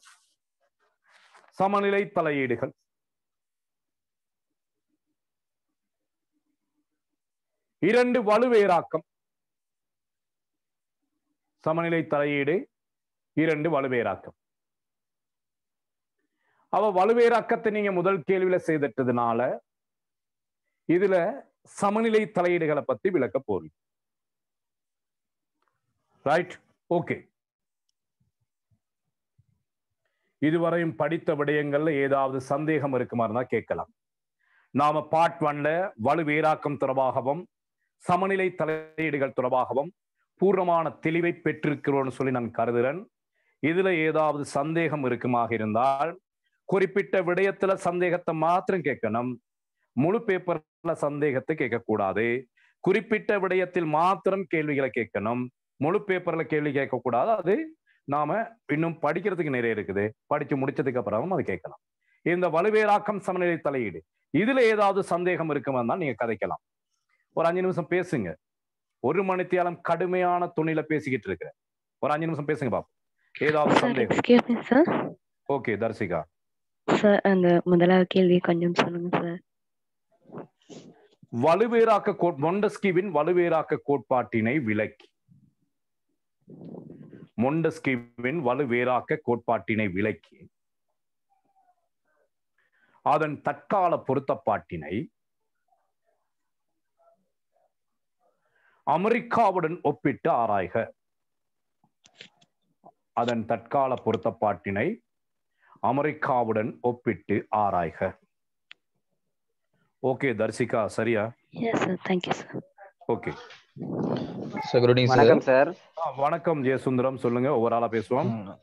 ஓகே சார், சமநிலை தலையீடு சேர்ந்து யூஎஸ்ஏ மட்டுமா சார் ஒப்பிட்டு கேட்பாங்க அல்லது யூகே எஸ்எலோட ஒப்பிட்டு கேட்பாங்க? இல்ல, அமெரிக்காவுல மட்டும்தான் அந்த சமநிலை தலையீடு இருக்குது.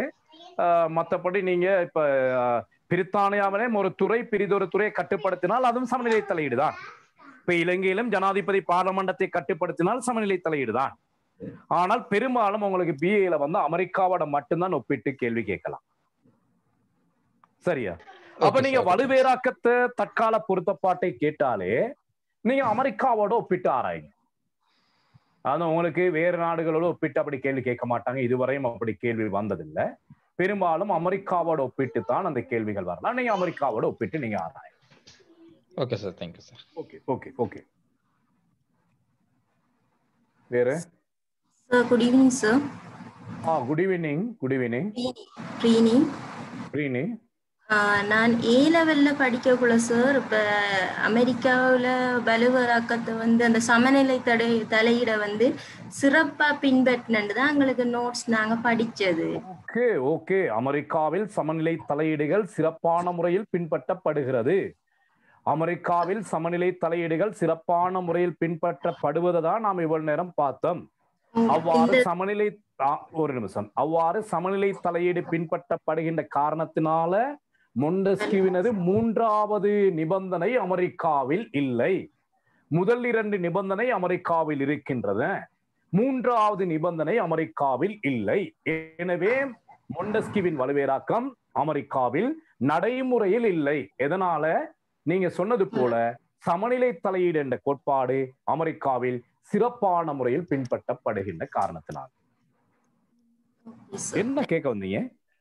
இல்ல சார், என்னன்னா இப்ப மொண்டெஸ்கியூ தனித்தனியா தான் செயற்படணும்னு சொன்னாலும் அவர் அவசியமான ஒரு தலையீடு வேணும் என்ற மாதிரி தான் எங்களுக்கு படிப்பிச்சவங்க. அந்த டவுட் ஒன்று இருந்தது, அதைத்தான் கேட்டேன் நான். Okay okay. தனித்தனியாக செயற்பட வேண்டும் என்று சொன்னாரு. ஆனால் நம்ம அந்த அவசியமான ஒரு நிமிஷம் தனித்தனியாக செயற்பட வேண்டும் என்று சொன்னாரு. ஆனால் அவை முற்றுமுழுதாக தனித்தனியாக செயற்பட முடியாது. அந்த 3 துறைகளிடத்தே ஒரு உயிரின தொடர்பு காணப்பட வேண்டும், ஒரு மறைமுகமான தொடர்பு காணப்பட வேண்டும் என்று சொல்லி பார்த்தோமே. நீங்க அந்த கிளாஸ்ல இருந்தீங்களா அப்படின்னு? நாம் அந்த கண்ணு மூக்கு வாய் போன்ற ஒரு உதாரணத்தினூடாக அந்த விடயத்தை விளங்கப்படுத்தினேன். Okay okay. தேவையான சந்தர்ப்பத்துல தொடர்பு இருக்கு. சரி, அது என்னன்னா எங்களுக்கு ஃபுல்லாவே சிறப்பாக இருக்கு என்ற மாதிரி படிப்பிச்சதால எனக்கு கொஞ்சம் இந்த டவுட் இருந்தது, அதனால. Okay okay. இப்போ நாம நிரூபிச்சிட்டோம் தானே, நாங்க அங்க சிறப்பா இல்லைங்கிறத நிரூபிச்சிட்டோம் தானே அப்படின்னு. அமெரிக்காவுல வலுவேராக்கம் நடைமுறையில இல்ல அப்படிங்கறத ஆணித்தனமா சொல்லி இருக்கிறோமே. Okay okay. அப்ப இனிமேல் ஏ லெவல்ல படிச்சதை மறந்துடும். Okay okay okay. வேற யாராவது? Hello sir. ஜெபமாலினி சொல்லுங்க. ஜெபமாலினி, இப்ப இந்த வலுவராக்க தத்துவமும் சமநிலை தலையீடுகளும் என்ற 2 கேள்விக்கும் சார் அமெரிக்காவை நம்ம தொடர்படுத்தி தானே சார் அந்த நிச்சயமாக நீங்க அமெரிக்காவை தொடர்படுத்தி எழுதுங்க. வலுவேராக்கத்தின் தற்கால பொருத்தப்பாட்டை அப்படி கேட்டால் அமெரிக்காவையும் தொடர்புபடுத்துங்க. அடுத்து உங்களுக்கு ஏதாவது தெரிந்த ஒரு நாடு சம்பந்தமாக, இப்ப நாம 2 நாடு படிச்சிருக்கோம், பிரித்தானியா, இலங்கை. அந்த தெரிந்த ஏதாவது ஒரு நாடு சம்பந்தமா கொஞ்சம் சின்ன விளக்கம் கொடுங்க. அப்ப நீங்க எந்த ஒரு அரசியல் அமைப்பையும் வலுவேராக்கத்தோடு ஒப்பிட்டு ஆராயக்கூடிய திறன் படைத்தவர்கள் என்பதை காட்டக்கூடியதாக இருக்கு. Okay, any doubts? வேறு? Good evening sir. Good evening sir. இந்த 2015 ஒரு கேள்வி வந்திருக்கு. மொண்டெஸ்கியூ ஒரு நபரிடத்தில் அல்லது ஒரு ஒழுங்கமைப்பில் அதிகாரம் குவிந்திருப்பதானது தனி மனித சுதந்திரத்தை குறைத்து சர்வாதிகாரத்தைக்கு வழிவகுக்கும் என குறிப்பிடுகின்றார். நவீன அரசியல் தொடர்பாக இது எந்த அளவுக்கு உண்மையானது? இதுல 4 நாட்டையும் எழுதணுமா சார்? இல்ல, நீங்க இப்ப இதுல என்ன கேள்வின்னு சொன்னா, இதுல என்னன்னு சொன்னால் மொண்டெஸ்கியூவின் வலுவேராக்க கோட்பாட்டை ஆராயதான் கேள்வி, சரியா? அதுல அந்த வலுவேராக்கத்துல ஒரு பாயிண்ட்ஸ கொடுத்திருக்கிறாங்க, வலுவேராக்கத்தின் நன்மை ஒன்றை கொடுத்திருக்கிறாங்க உங்களுக்கு, அப்படிதானே? அந்த அதிகாரம் குவிந்து காணப்படுமாக இருக்குமா இருந்தால் அங்க சர்வதிகாரம் நிகழும் அப்படின்னு சொல்லி மொண்டெஸ்கியூவின் வலுவேராக்கத்துல ஒரு பாயிண்டே கொடுத்துட்டு அந்த கோட்பாடை ஆராய சொல்லியிருக்கிறாங்க. அப்ப நீங்க அதுக்கு என்ன செய்யணும்னு சொன்னால், மொண்டெஸ்கியூவின் வலுவேராக்க கோட்பாட்டை பூர்ணமாக விளக்கி, வலுவேராக்கத்தை விளக்கி, வலுவேராக்கத்தின் சாதக பாதக விடயங்களை விளக்கி, மொண்டெஸ்கியூ சொன்ன நிபந்தனை விளக்கி, நீங்க ஏதாவது ஒரு நாட்டோடு தற்கால அரசுல அமெரிக்காவை பாருங்க, அமெரிக்காவை முக்கியமாக விளக்குங்க. விளக்கிட்டு முடிந்தால் இலங்கை சம்பந்தமாக ஒரு சின்ன ஒரு பந்தி ஒன்று எழுதிவிடுங்க. இலங்கையிலும் அப்படி மொண்டெஸ்கியூ சொன்னது போல வலுவேராக்கம் இல்லை, துறை ரீதியான கட்டுப்பாடுகள் காணப்படுகிறது என்ற ரீதியில அந்த கேள்விக்கான விடைய நீங்க எழுதலாம். 2015 கேள்வி வந்திருக்குதா? கேள்வி கேட்டு வரீங்க. 2015. Okay okay. 8வது கேள்விக்கு விட எழுதலாமா? 2015 8வது வினா இருக்கிற அவ்வளவு பேரும் கேள்விக்கு விட எழுதணும். இன்றைக்கு 22 பேர் நீங்க கேள்விக்கான விடை எழுதி எனக்கு போட்டிருக்கிறீங்க. 65 பேர்ல 22 பேர் இன்றைக்கு கேள்விகளுக்கான விடை எழுதியும் நான் நேற்று சொன்ன விடயத்தையும் எனக்கு செய்து போட்டிருக்கிறீங்க. மற்ற ஆட்கள் செய்திருப்பீங்க, இன்னும் எனக்கு போடுறதுக்கு டைம் கிடைக்கலன்னு சொல்லி யோசிக்கிறேன். அல்லது செய்து நீங்க வச்சிருப்பீங்க, அது அந்த போட்டோ எடுத்து போடுறதுக்கான நேரம் இல்லைன்னு நினைக்கிறேன். ஏதோ பிரச்சனை இல்லை. நான் சின்ன பிள்ளைகளை போல கட்டுப்படுத்த முடியாது, மிச்சம் பேசவும் முடியாது, ஏசவும் முடியாது. அப்படியே ஏசினாலும் அது உரைக்காது. யாருடைய முகமும் தெரியாதே. முகத்தை பார்த்து பேசாட்டி, முகத்தை பார்த்து ஏசாட்டி அந்த ஏச்சில எந்த பிரயோசனமும் இல்லை. ஆக திரும்ப திரும்ப நான் அவங்களை ஏசையும் விரும்பல. அது சும்மா பேசின மாதிரி இருக்கும், அர்த்தம் இல்லாத பேச்சாக இருக்கும். நான் சொல்ற விடயத்தை கொஞ்சம் கவனத்துல கொள்ளுங்க. இன்னைக்கு டியூட் எழுதினாக்கள் கொஞ்சம் கருத்துக்களை பகிர்ந்து கொண்டார்கள். டியூட் எழுதி முடிச்சதுக்கு அப்புறம் உண்மையிலே ஒரு சந்தோஷம் ஒன்று இருக்குதுன்னு சொல்லியும், எங்களுக்கு எங்க மேல ஒரு பூர்ணமான நம்பிக்கை வந்துட்டுதுன்னு சொல்லியும் டியூட் செய்த ஆக்கள் சிலர் என்னோடு தொலைபேசியில பேசிய பொழுது சொன்னார்கள். அந்த நம்பிக்கையை எல்லோருக்கும் ஏற்படுத்தணும் அப்படிங்கிறதுக்காகத்தான் உங்களை நான் டியூட் செய்ய சொல்றேன். சரி, இப்ப பாத்தீங்கன்னு சொன்னா பொலிட்டிக்கல் 3 ஃபைல் இருக்கும். Part 1, part 2, part 3. 3 ஃபைல்ல நிறைய குறிப்புகள் இருக்கு. எந்த ஒரு டியூஷன்லயோ எந்த ஒரு கிளாஸ்லயோ இந்த அளவு நோட்ஸ் வந்து கிடைச்சிருக்காது. பொலிட்டிக்கலுக்கு மட்டுமில்ல, இந்த சூம்ல நடக்கிற எல்லா பாடத்துக்கும் நல்ல நோட்ஸ் கிடைக்குது. உங்களுக்கு பிஏ பொறுத்தவரையில் நல்ல நோட்ஸ் கிடைச்சின்னு சொன்னா நீங்க அவ்வளவு பேரும் சுயமாக படிக்கக்கூடிய ஆக்கள், சுயமாக படிப்பீங்க. சரி, அந்த பெரியதொரு சேவையை நோட்ஸை நாங்கள் உங்களுக்கு கொடுத்துட்டு வரோம். பொலிட்டிக்கலை பொறுத்தவரை நோட்ஸை மாத்திரம் அல்லாது அந்த நோட்ஸை எப்படி ஒவ்வொரு கேள்விக்கும் ஏற்ற விடையாக மாற்றுறது என்பது சம்பந்தமாகவும் தெளிவான விளக்கத்தை கொடுத்துட்டு வரோம். நீங்க கட்டாயமாக டியூட் செய்ய பார்க்கணும். நிறைய பேர் டியூட் செய்யல. மன்னிக்கணும், சிலர் போன் எடுத்திருந்தீங்க, என்னால் ஆன்சர் பண்ணி கொள்ள முடியாமல் போயிட்டது. இன்றைக்கு எனக்கு ஃபுல் டைம் A-level கிளாஸ், ஞாயிற்றுக்கிழமைகள்ல லைவ் கிளாஸ். அதனால காலையில மதியத்துல கோல் எடுத்திருந்தீங்க, ஆன்சர் பண்ணிக்கொள்ள முடியாமல் போயிட்டது. கோல் எடுத்தாக்க நான் மிஸ்கோலை பார்த்து டைம் கிடைக்கின்ற பொழுது நிச்சயமாக நான் உங்களோட பேசுவேன். அதுக்காக வருந்துறேன். பேச முடியாமல் போனதுக்காக வருந்துறேன். யார் யாருன்னு நான் சொல்லல, பேச முடியாமல் போனதுக்காக வருந்துறேன். நிச்சயமாக நான் டைம் கிடைக்கின்ற பொழுது உங்களோட பேசுறேன். நீங்க அந்த நேரத்துல என்கிட்ட இருக்கிற டவுட்டுகளை கேட்கலாம். ரைட். இந்த வலுவேராக்கம் சமநிலை தலையீடுகள் சம்பந்தமாக உங்களது கருத்துக்கள் ஒரு 2 நிமிஷம் யாராவது கொஞ்சம் சொல்லுங்க பார்ப்போம். எப்படி கிளியரா இருந்ததா, பிரயோசனமா இருந்ததா, உங்களுக்கு நம்பிக்கை வந்துட்டுதா, பாஸ் பண்ணலாம், இதுல முழுமையான விடை எழுதுவேன்னு சொல்லி நம்பிக்கை வந்துட்டுதா? கொஞ்சம் சார் எக்ஸ்கியூஸ் மீ. ஓகே. அந்த யூஎஸ்ஏல வந்து அந்த மோனிகா கிளின்டன் என்ற ஒரு ப்ராப்ளம் ஒன்று இருந்துச்சு தானே சார்? அதை சட்டத்துறை கட்டுப்படுத்திச்சா அந்த நேரம்? சட்டத்துறை மோனிகா லிவென்ஸ்கி, அதாவது பில் கிளின்டன் வந்து மோனிகாவோட பாலியல் தொடர்பான ஒரு தொடர்புல இருந்ததாக சொல்லி மோனிகா வந்து ஒரு குற்றப்பிரேரணையை செனட் சபையில கொண்டு வருவதற்கான ஏற்பாடுகள் செய்யப்பட்டது. ஆனால் அந்த இது வந்து இடையிலே கை நழுவி விட்டதுனால பில் கிளின்டன் வந்து அதுல இருந்து தப்பிச்சு கொண்டார். அது அந்த கடைசி நேரத்துல மோனிகா வந்து வாபஸ் பெற்றுக் கொண்டார். அது உண்மையா பொய்யா அப்படிங்கிறது தெரியாது. மோனிகா உண்மையிலே சொன்னாலா பொய்யா சொன்னாலான்னு சொல்லி தெரியாது. இருந்தாலும் அந்த கேஸ்ல ஈடுபட்டதுனால இன்னைக்கு நீங்க மோனிகாவை பத்தி பேசுறீங்க, நாம மோனிகாவை பத்தி பேசுறோம். அந்த உலகம் தன்னை அப்படி பேசணும் அப்படிங்கிறதுக்காக மோனிகா செய்த ஒரு வேலையாக இது சொல்லப்படுகிறது. சரியா? மோனிகா அப்படி ஒரு வழக்கு தொடரன்னு சொன்னா இன்னைக்கு மோனிகாவை பத்தி நீங்களும் கேட்க மாட்டீங்க, நானும் பேச மாட்டேன். பில் கிளின்டன் உள்ள வரை மோனிகா வாழ்வார். இப்ப காந்தியை பத்தி படிக்கிற நேரத்துல கடைசி வரையும் கோட்சேயை பத்தி நாம படிப்போம். கோட்சே வந்து காந்தியை கொல்லணும் இல்ல, காந்தி இருக்கிற வரையும் கோட்சே வந்து இருப்பார். அதே போல இந்து நாகரிகம் செய்யறாக்களுக்கு தெரியும், முருகப்பெருமான படிக்கிற நேரத்தில் நாம முருகப்பெருமான படிக்கிற அதே நேரத்துல சூரபன்மனை பத்தி நாம படிப்போம். இது வந்து சிலர் வந்து பேர் எடுக்கிறதுக்காக செய்கின்ற வேலைகள். தன்னை பேசணும், தன்னை உலகம் மதிக்கணும், உலகத்துல தான் பிரபலியம் அடையணும் என்பதற்காக சிலர் செய்த வேலையாகத்தான் மோனிகாட வேலை. மோனிகானது அந்த விடயம் சொல்லப்படுகிறது. உண்மையிலே அப்படி நடந்ததா நடக்கலையா? அப்படியே நடந்தாலும் அவர் நடக்க விட்டுட்டு கடைசியாக ஏன் இப்படி சொன்னா இப்படி சொல்லி பல்வேறுபட்ட வாத பிரதிவாதங்கள் அதுக்கு நடக்குது. சரி, மொத்தத்துல அது வந்து தன்னை பிரபலியப்படுத்துறதுக்காக மோனிகா செய்த வேலை. அதனால சட்டத்துறையும் இறுதி நேரத்தில் அதை பெரிதாக எடுத்துக்கொள்ளல, நீதித்துறையும் பெரிதாக எடுத்துக்கொள்ள. அதனால பில் கிளின்டன் வந்து இன்றும் வந்து அமெரிக்காவில் முன்னாள் ஜனாதிபதிகள் ஒருவராக 8 ஆண்டு காலம் பதவி காலத்தை முடித்து கொண்டு வெளியேறிய ஜனாதிபதிகளுள் சிறந்த ஒரு ஜனாதிபதியாக அமெரிக்காவில் பில் கிளின்டன் இன்றும் மதிக்கப்படுகிறார். வேறு ஏதாவது சந்தேகங்கள்?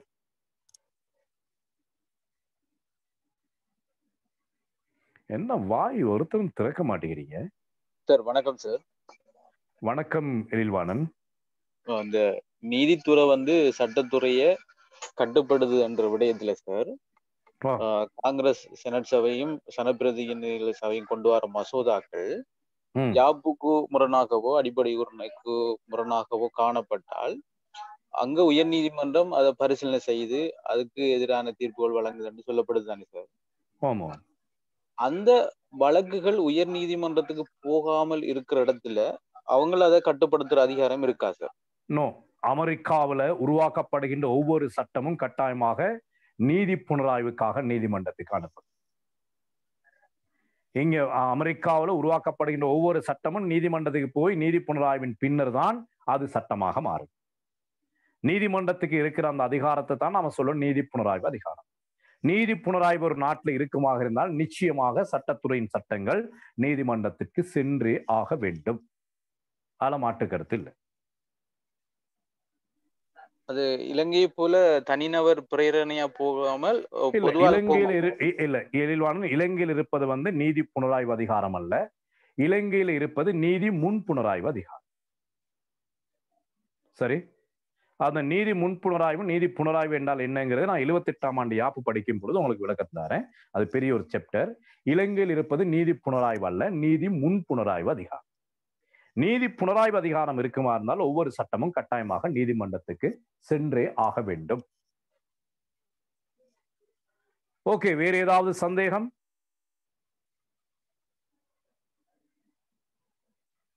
Clear sir? இந்த மக்கள் தீர்ப்பு அப்படிங்கிற விடயம் அமெரிக்காவில் இல்லையா சார்? இந்த மாதிரி சந்தர்ப்பம் அமெரிக்காவில் இல்ல, அது சுவிட்சர்லாந்துல இருக்குது, இலங்கையில் இருக்குது. நமக்கு தெரிஞ்ச நாடுகள்ல சுவிட்சர்லாந்து இருக்குது, இலங்கையில் இருக்குது. அமெரிக்காவில் நேரடி ஜனநாயக உபாயங்கள் okay sir. Okay okay. Kavitha, என்ன சத்தம் இல்ல கவிதா? கிளியரா கவிதா படிப்பிச்சது? கவிதா கிளாஸ்ல காணல போல. வேற பிரியதர்ஷினி?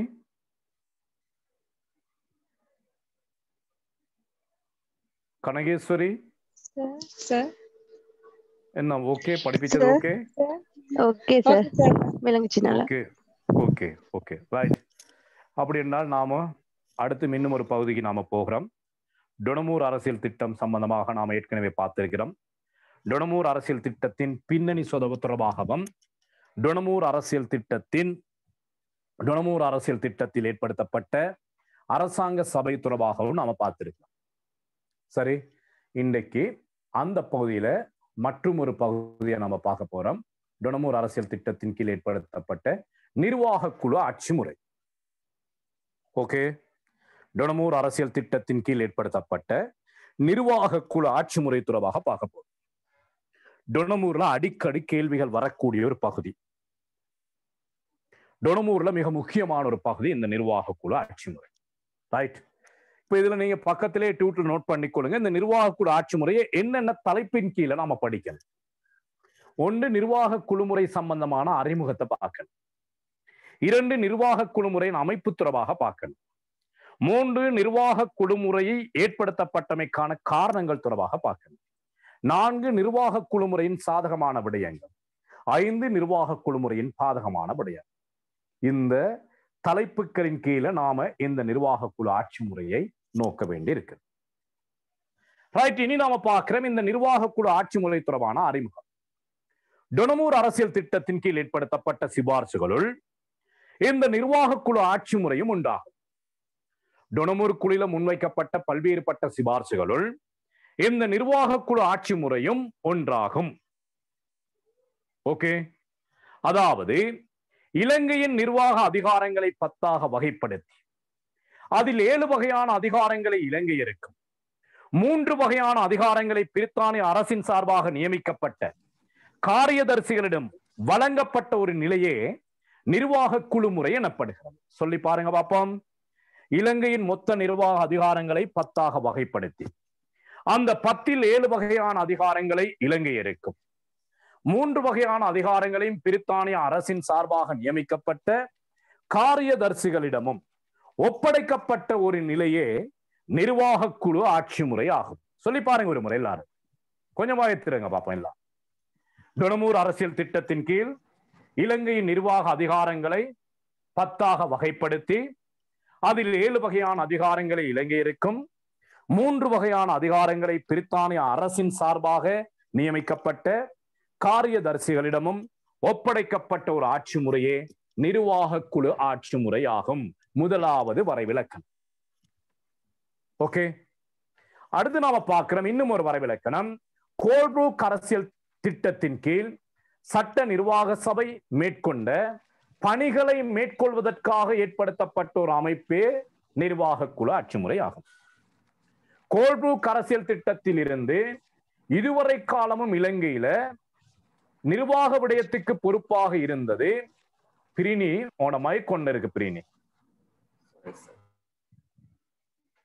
கோல்ப்ரூக் அரசியல் திட்டத்தில் இருந்து இதுவரை காலமும் நிர்வாக விடயங்களை மேற்கொள்வதற்காக ஏற்படுத்தப்பட்ட அமைப்பு சட்ட நிர்வாக சபை. அந்த சட்ட நிர்வாக சபையை நீக்கி டொனமூர் அரசியல் திட்டத்தின் கீழ் நிர்வாக விடயங்களை மேற்கொள்வதற்காக ஏற்படுத்தப்பட்ட அமைப்பு தான் நிர்வாக குழு ஆட்சி முறையாகும். இரண்டாவது வரைவிலக்கணம். முதலாவது வரைவிலக்கணம் என்ன பார்த்திருந்தோம்? இலங்கையின் மொத்த நிர்வாக அதிகாரத்தை 10 வகைப்படுத்தி அதில் 7 வகையான அதிகாரங்களை இலங்கையருக்கும் 3 வகையான அதிகாரங்களை பிரித்தானிய அரசின் சார்பாக நியமிக்கப்பட்ட காரியதர்சிகளிடம் ஒப்படைக்கப்பட்ட ஆட்சி முறை. இரண்டாவது, கோல்ப்ரூக் அரசியல் திட்டத்தின் கீழ் சட்ட நிர்வாக சபை மேற்கொண்ட பணியினை மேற்கொள்வதற்காக ஏற்படுத்தப்பட்ட அமைப்பு நிர்வாக குழு ஆட்சி முறை ஆகும். அடுத்ததும் இன்னும் ஒரு வரவிலக்கணம் பார்க்கிறோம். அரசாங்க சபையில் அங்கம் வகித்த 61 உறுப்பினர்களுள் நாம் ஏற்கனவே பார்த்திருக்கிறோம். 61 உறுப்பினர்களுள் 3 காரியதர்சிகளும் சபாநாயகரும் தவிர்ந்த 3 காரியதர்சிகளும் சபாநாயகரும் தவிர்ந்த ஏனையோரை 7 குழுக்களாக பிரித்து ஒவ்வொரு குழுவுக்கும் ஒவ்வொரு வகையான அதிகாரங்கள் வழங்கப்பட்ட ஏற்பாடு நிர்வாக குழு ஆட்சி முறையாகும். அரசாங்க அந்த காரியதர்சிகளுக்கு நிர்வாக குழுவில் இடம் இருந்தாலும் அவர்கள் பதவி ரீதியாகவே அந்த அதிகாரத்தை பெற்றவர்கள். ஓகே, அப்ப நாம பார்க்கிறோம் டொனமூர் அரசியல் திட்டத்தின் கீழ் அரசாங்க சபையில் அங்கம் வகித்த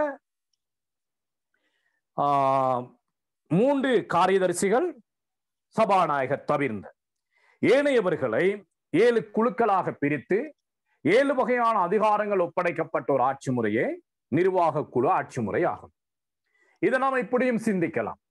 அரசாங்க சபையில் அங்கம் வகித்த சபாநாயகரை தவிர்ந்த ஏனையோரை 10 குழுக்களாக பிரித்து 10 வகையான நிர்வாக அதிகாரங்கள் ஒப்படைக்கப்பட்ட ஆட்சி முறையே நிர்வாக குழு ஆட்சி முறை என்றும் சொல்லலாம். ஏன்? காரியதர்சிகளும் நிர்வாக குழுவிற்குள்ளால வருகின்றார்கள். ஆனாலும் அப்படி அந்த விடயத்தை நான் யோசித்தாலும் கூட பெரும்பாலானவர்கள் யோசிக்காத காரணத்தினால நீ அது போட்டாலும் பிரச்சனை இல்லை, அதுக்கு பிறகாவது யோசிப்பாங்க. இதுவரையும் அப்படி யாரும் யோசித்ததில்லை, பெரும்பாலானவர்கள் யோசிக்கல. நான் யோசிக்கிறேன், நீங்கள் அப்படி யோசிச்சு போட்டாலும் பரவாயில்ல. அப்படி இல்லைன்னு சொன்னா நீங்க இப்படியே போடுங்க. காரியதர்சிகளும் சபாநாயகரும் தவிர்ந்த ஏனைய 57 பேரையும் 7 குழுக்களாக பிரித்து 7 வகையான அதிகாரங்கள் ஒப்படைக்கப்பட்ட ஒரு ஆட்சி முறையே நிர்வாக குழு ஆட்சி முறை ஆகும். ஓகே, ஒவ்வொரு குழுவிலும் 6 தொடக்கம் 9 வரையிலான உறுப்பினர்கள் அங்கம் வகித்தார்கள். ஒவ்வொரு குழுவிலும் 6 தொடக்கம் 9 வரையிலான உறுப்பினர்கள் அங்கம் வகித்தார்கள். அந்த வகையில் 7 குழுக்களுக்கும் பின்வரும் அதிகாரங்கள் வழங்கப்பட்டிருந்தன. என்னது? உள்ளூராட்சி, உள்நாட்டு அலுவல்கள், கல்வி, சுகாதாரம், போக்குவரத்து, விவசாயம், பொது சேவை அல்லது தொழில், கைத்தொழில். டைம் எடுத்து பாடமாக்க பார்ப்போம். உள்ளூராட்சி, உள்நாட்டு அலுவல்கள், கல்வி, சுகாதாரம், போக்குவரத்து, விவசாயம், பொது சேவை அல்லது தொழில், கைத்தொழில் என்று 7 வகையான அதிகாரங்கள் ஒப்படைக்கப்பட்டு இருந்தன. இந்த 7 குழுக்களுக்கும் 7 வகையான அதிகாரங்கள் வழங்கப்பட்டிருந்தன. ஒவ்வொரு குழுவும் தமது துறை சார்ந்த பணிகளை மேற்கொள்ள வேண்டியிருந்தது. தமது பணிகளை இலகுப்படுத்திக் கொள்வதற்காக ஒவ்வொரு குழுவும் தமக்குள் ஒரு தலைவரை நியமித்துக் கொண்டன. அப்ப இந்த 7 குழுலையும் 7 தலைவர்கள் இருப்பார்கள். இந்த 7 தலைவர்களும் 3 காரியதரிசிகளும் சேர்ந்த ஒரு அமைப்பு தான் டொனமூர் அரசியல் திட்டத்தின் கீழ் ஏற்படுத்தப்பட்ட அமைச்சரவை.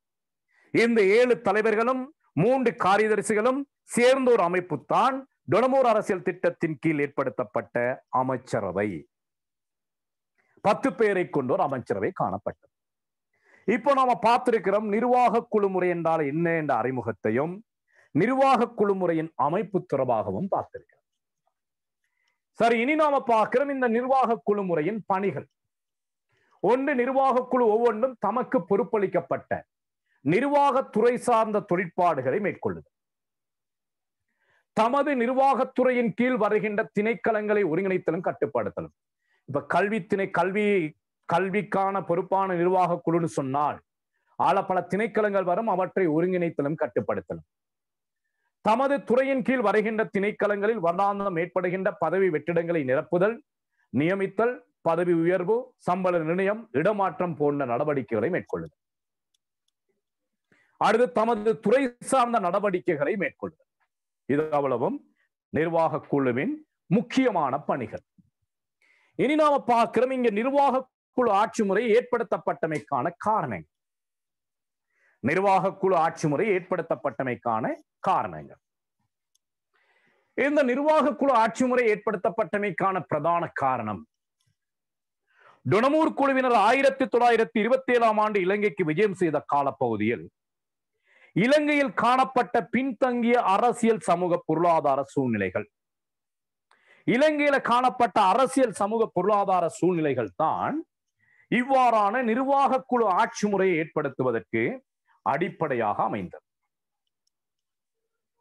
ஓகே, அதாவது உலகத்தில் நிர்வாக விடயங்களை மேற்கொள்வதற்காக 3 வகையான அம்சங்கள் காணப்படுகின்றன. எல்லா உலகத்திலும் அந்த காலப்பகுதியிலிருந்து இப்போது வரையும் நிர்வாகத்துறைக்கு பொறுப்பாக 3 வகையான ஏற்பாடுகள் இருக்கின்றன. அதுல ஒன்று நாம பார்க்கிற மந்திரி சபை ஆட்சி முறை பிரித்தானியாவில் காணப்படுகிறது. மந்திரி சபை ஆட்சி முறைக்கு பேர் போன நாடு பிரித்தானியா. இரண்டாவது, நிர்வாகத்துக்கு பொறுப்பாக நிறைவேற்று ஜனாதிபதி முறை காணப்படுகிறது. இந்த நிறைவேற்று ஜனாதிபதி முறைக்கு பொருத்தமான பேர் போன நாடு ஐக்கிய அமெரிக்கா. 3, கலப்பு நிறைவேற்று ஆட்சி முறை பிரான்சில் காணப்படுகிறது. ஆக உலகில் நிர்வாக அதிகாரங்கள் இப்படித்தான் கொடுக்கப்பட்டிருக்கின்றது. ஒன்று மந்திரி சபையிடம் அல்லது ஜனாதிபதியிடம் அல்லது ஜனாதிபதி மந்திரி சபை ஆகிய இரண்டையும் சேர்த்த விடைய இரண்டிடமும் நிர்வாக அதிகாரங்கள் ஒப்படைக்கப்பட்டிருக்கின்றன. அப்போ டொனமூர் குழுவினர் யாப்பை வரைந்த வேளையில ஒன்று மந்திரி சபை ஆட்சி முறை அல்லது ஜனாதிபதித்துவ ஆட்சி முறை அல்லது பிரான்சில் காணப்படுவதை போன்று கலப்பு நிறைவேற்ற ஆட்சி முறையை தான் ஏற்படுத்தி இருக்கிறது. இப்படி ஏற்படுத்தாது உலகில் வேறு எந்த நாடுகளிலும் இல்லாத வகையில் நிர்வாக குழு எனப்படுகின்ற ஒரு புதியதோர் ஆட்சி முறையை ஏற்படுத்தியமைக்கு பின்வரும் காரணிகள் ஏதுக்களாக அமைகின்றன. அதுல முதலாவது நாம பார்க்கிறோம், 1833ஆம் ஆண்டு கோல்புரூக் அரசியல் திட்டம் அறிமுகப்படுத்தப்பட்டது. இந்த கோல்புரூக் அரசியல் திட்டத்தில் இருந்து மனிங் டிவைன்சேர் அரசியல் திட்டம் வரையிலான அரசியல் திட்டங்களின் ஊடாக இலங்கை பிரதானிகளுக்கு சட்டவாக்கத்தில் மாத்திரமே பங்கு பெறுவதற்கான வாய்ப்பு காணப்பட்டது. அவர்களுக்கு நிர்வாகத்தில் பங்கேற்பதற்கான வாய்ப்பு காணப்படவில்லை. இந்த சட்டவாக்கத்தில் மாத்திரமே பங்கு கொண்ட இலங்கை தலைவர்கள் தமக்கு நிர்வாகத்திலும் வாய்ப்பு வழங்கப்பட வேண்டும் என டொனமூர் குழு முன்னிலையில் சாட்சியம் அளித்ததனால சட்டவாக்கத்தில் மாத்திரம் பங்கு கொண்ட இலங்கை தலைவர்களுக்கு நிர்வாகத்திலும் பங்கேற்பதற்கான வாய்ப்பை வழங்கும் முகமாக இந்த நிர்வாக குழு ஆட்சி முறை ஏற்படுத்தப்பட்டது. முதலாவது காரணம் சரியா?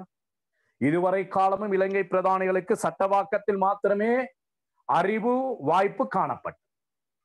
அவர்கள் டொனமூர் குழு முன்னிலை கேட்கின்றார்கள், எங்களுக்கு நிர்வாகத்திலும் பங்கேற்பதற்கான வாய்ப்பை தாருங்கள்.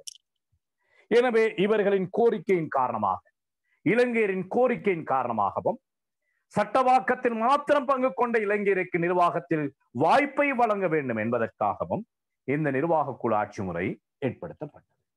இரண்டாவது, இலங்கை பிரதானிகளின் நீண்ட காலமான கோரிக்கை சட்டங்களை ஆக்குகின்றவர்களே அதனை நடைமுறைப்படுத்த வேண்டும் என்ற கோரிக்கை. இலங்கையர்கள் நீண்ட காலமாக இதனை கோரி வருகின்றார்கள். சட்டங்களை உருவாக்குகின்றவர்களும் அதனை நடைமுறைப்படுத்துகின்றவர்களும் ஒரு தரப்பினராக இருக்க வேண்டும் என்ற கோரிக்கை. இலங்கையரின் இந்த நீண்ட கால கோரிக்கையை நிறைவேற்றும் வகையில் சட்டசபையில் இருக்கின்றவர்களையே 7 குழுக்களாக பிரித்து நிர்வாக அதிகாரத்தை வழங்க வேண்டும் என கருதி இந்த நிர்வாக குழு ஆட்சி முறையை ஏற்படுத்தினார். பாருங்க, அரசாங்க சபையில் இருக்கின்ற 57 பேரை தான் 7 குழுக்களாக பிரித்தார்கள். இலங்கையர் அதைத்தான் கோரினார்கள். சட்டங்களை உருவாக்குகின்றவர்களே அதனை நடைமுறைப்படுத்த வேண்டும் என கோரினார்கள். அப்ப இலங்கையரின் அந்த நீண்ட கால கோரிக்கையை நிறைவேற்றும் வகையில் இந்த நிர்வாக குழு ஆட்சி முறை ஏற்படுத்தப்பட்டது. என்ன கோரிக்கை?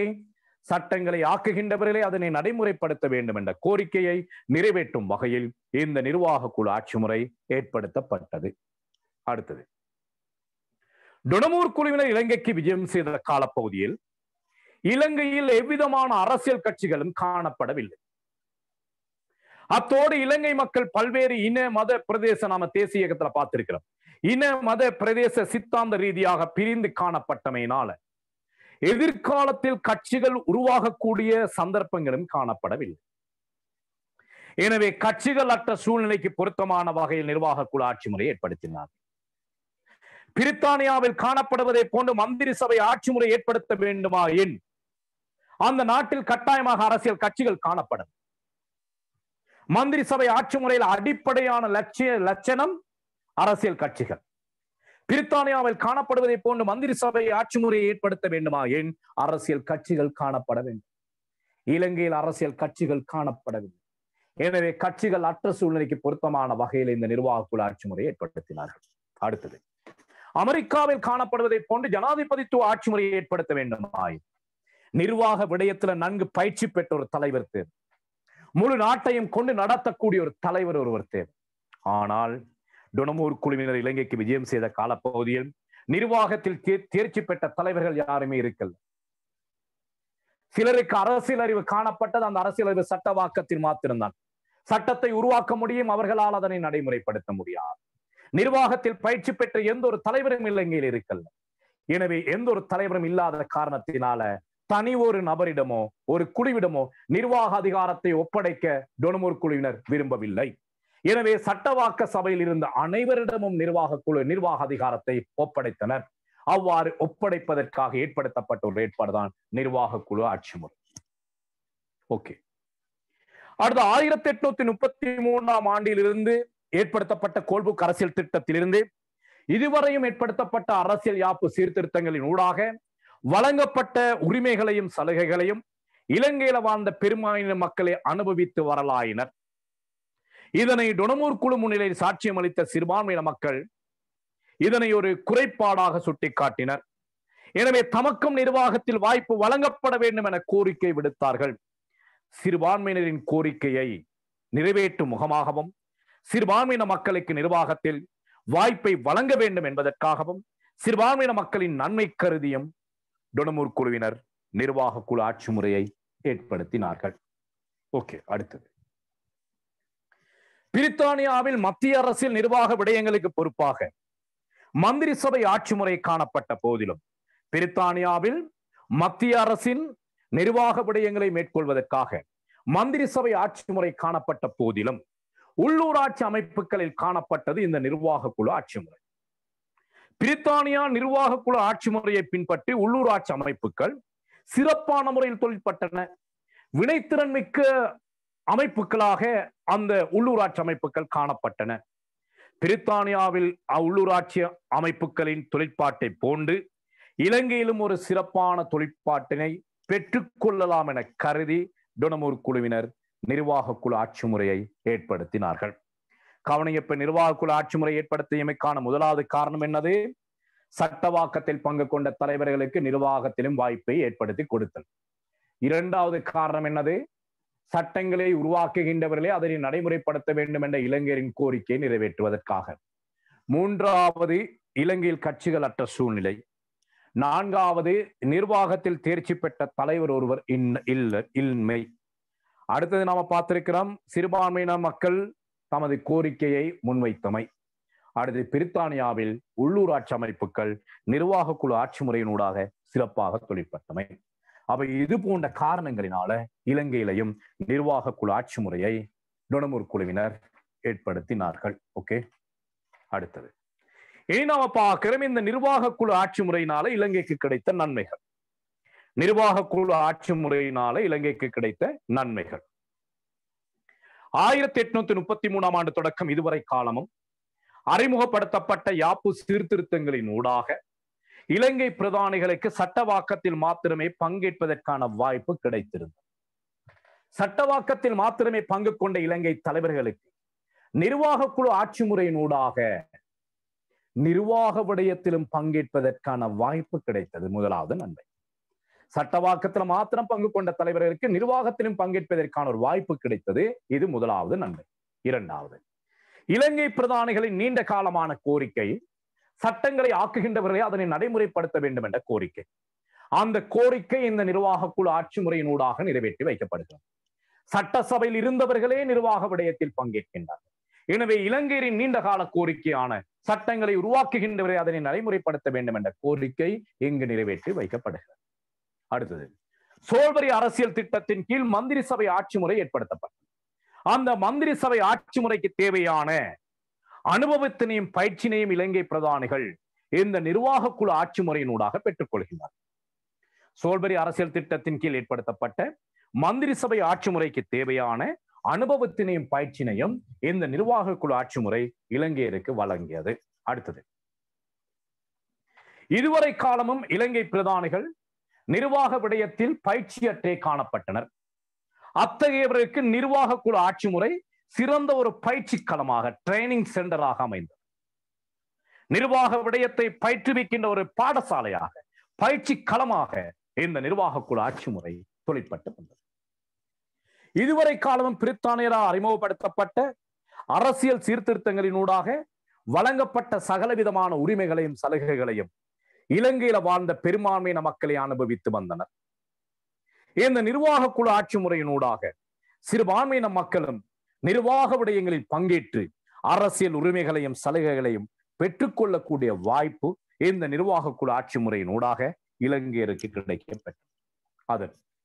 இதற்கு முன்னல் அரசியல் திட்டங்களில் நிர்வாகம் தொடர்பாக எடுக்கப்படும் தீர்மானம் தனி ஒரு நபரால் எடுக்கப்பட்டது. யார் அது? தேசாதிபதியினால். எனவே தனி ஒரு நபரால் எடுக்கப்படுகின்ற தீர்மானங்கள் சில நேரங்கள்ல பாதகமானதாக இருக்கலாம், தரம் குறைந்ததாக இருக்கலாம், பொருத்தமற்றதாக இருக்கலாம்.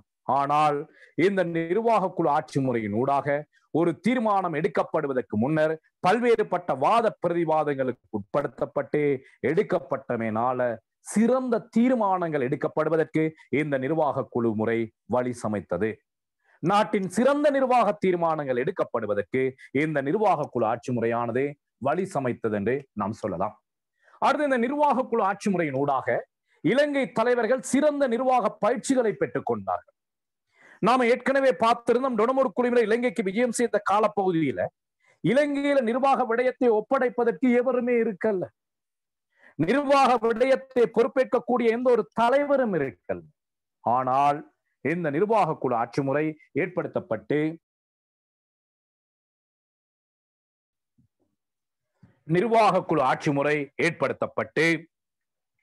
அதனூடாக சிறந்த பயிற்சி வழங்கியதன் காரணமாக இலங்கையில் பல சிறப்பான நிர்வாக தலைவர்கள் உருப்பெற்றார்கள். உதாரணமாக இலங்கையின் நிர்வாக குழுவின் விவசாயத்துறைக்கு பொறுப்பாக இருந்த DS சேனநாயக்க இலங்கையின் முதல் பிரதமராக தெரிவானார்.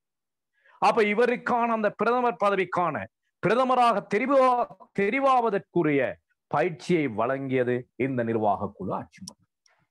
அதே போல உள்ளூராட்சிக்கு பொறுப்பாக இருந்த SWRD பண்டாரநாயக்க பிற்காலத்தில் மற்றொரு பிரதமராக தெரிவு செய்யப்பட்டார். அவ பாருங்க, டொனமூர் குழுவினர் விஜயம் செய்த காலப்பகுதியில் எந்த ஒரு தலைவரும் இருக்கல்ல. ஆனால் இவர்கள் பல பிரதமரை உருவாக்கினார்கள். பல பிரதமரை உருவாக்கியது இந்த நிர்வாக குழு ஆட்சி முறை. இதனால இலங்கை பல நன்மைகளை பெற்றுக் கொண்டது. அடுத்து, இந்த நிர்வாக குழு ஆட்சி முறையினூடாக இலங்கையில பல்வேறுபட்ட அபிவிருத்தி திட்டங்கள் ஏற்படுத்தப்பட்டன. உதாரணமா பார்க்கிறோம், 1945 ஆண்டு 1943 ஆண்டு கல்விக்குழுவுக்கு பொறுப்பாக இருந்த DS சேனநாயக்க என்பவரினால இலவச கல்வி பிரேரணை முன்வைக்கப்பட்டு 1945ஆம் ஆண்டு நடைமுறைப்படுத்தப்பட்டது. 43ஆம் ஆண்டு முன்வைக்கப்பட்டது, 45ஆம் ஆண்டு நடைமுறைப்படுத்தப்பட்டது. அப்ப இந்த நிர்வாகக்குள்ள ஆட்சி முறை இல்லைன்னு சொன்னால் இலங்கைக்கு இலவச கல்வி. ஆக இலவச கல்வியை பெற்றுக் கொடுத்தது இந்த நிர்வாகக்குள்ள ஆட்சி முறை. அடுத்து இலங்கையின் முதலாவது பல்நோக்கு அபிவிருத்தி திட்டமான கல்லோயா அபிவிருத்தி திட்டம் முனராகல மாவட்டத்தில் அமைந்திருக்கு. இந்த கல்லோயா அபிவிருத்தி திட்டம் இலங்கைக்கு ஏற்படுத்தப்பட்டமைக்கு பிரதானமான காரணம் நிர்வாக ஆட்சி. பல்நோக்கு அபிவிருத்தி திட்டம்னு சொன்னால் என்ன? ஒரு அபிவிருத்தி திட்டத்துல பல நோக்கம், மின்சாரம், மீன்பிடி, விவசாயம், கைத்தொழில், இப்படி பல விடய. அதே போல இலங்கையான அந்த இதுதான் இலங்கையில் ஏற்படுத்தப்பட்ட முதலாவது பல்நோக்கு அபிவிருத்தி திட்டம். அதே போல இறுதியாக ஏற்படுத்தப்பட்ட பல்நோக்கு அபிவிருத்தி திட்டம் என்னது? யாராவது ஒரு ஆள்? இலங்கையில் இறுதியாக ஏற்படுத்தப்பட்ட பல்நோக்கு அபிவிருத்தி திட்டம் மிகப்பெரிய ஒரு அபிவிருத்தி திட்டம். யாராவது அந்த பேரை சொல்லுங்க பாப்போம். மகாவலி இல்ல, மகாபலி 1928ஆம் ஆண்டு காலப்பகுதியில் காமினி திசாநாயக் அவர்களால் ஏற்படுத்தப்பட்டது. இப்ப அண்மையில ஏற்படுத்தப்பட்ட அபிவிருத்தி திட்டம் தான் இலங்கையில இருக்கிற மிகப்பெரிய பல்நோக்கு அபிவிருத்தி திட்டம். கடைசியாக ஏற்படுத்தப்பட்டது மாத்தளை மாவட்டத்தில் அமைந்திருக்கு. இப்ப சொல்லுங்க பாப்போம். மைத்ரிபால சிறிசேன காலத்தில் ஆரம்பிக்கப்பட்டது. நல்லாட்சி அரசாங்கத்தின் காலத்தில் ஏற்படுத்தப்பட்டது. யாராவது புலனர்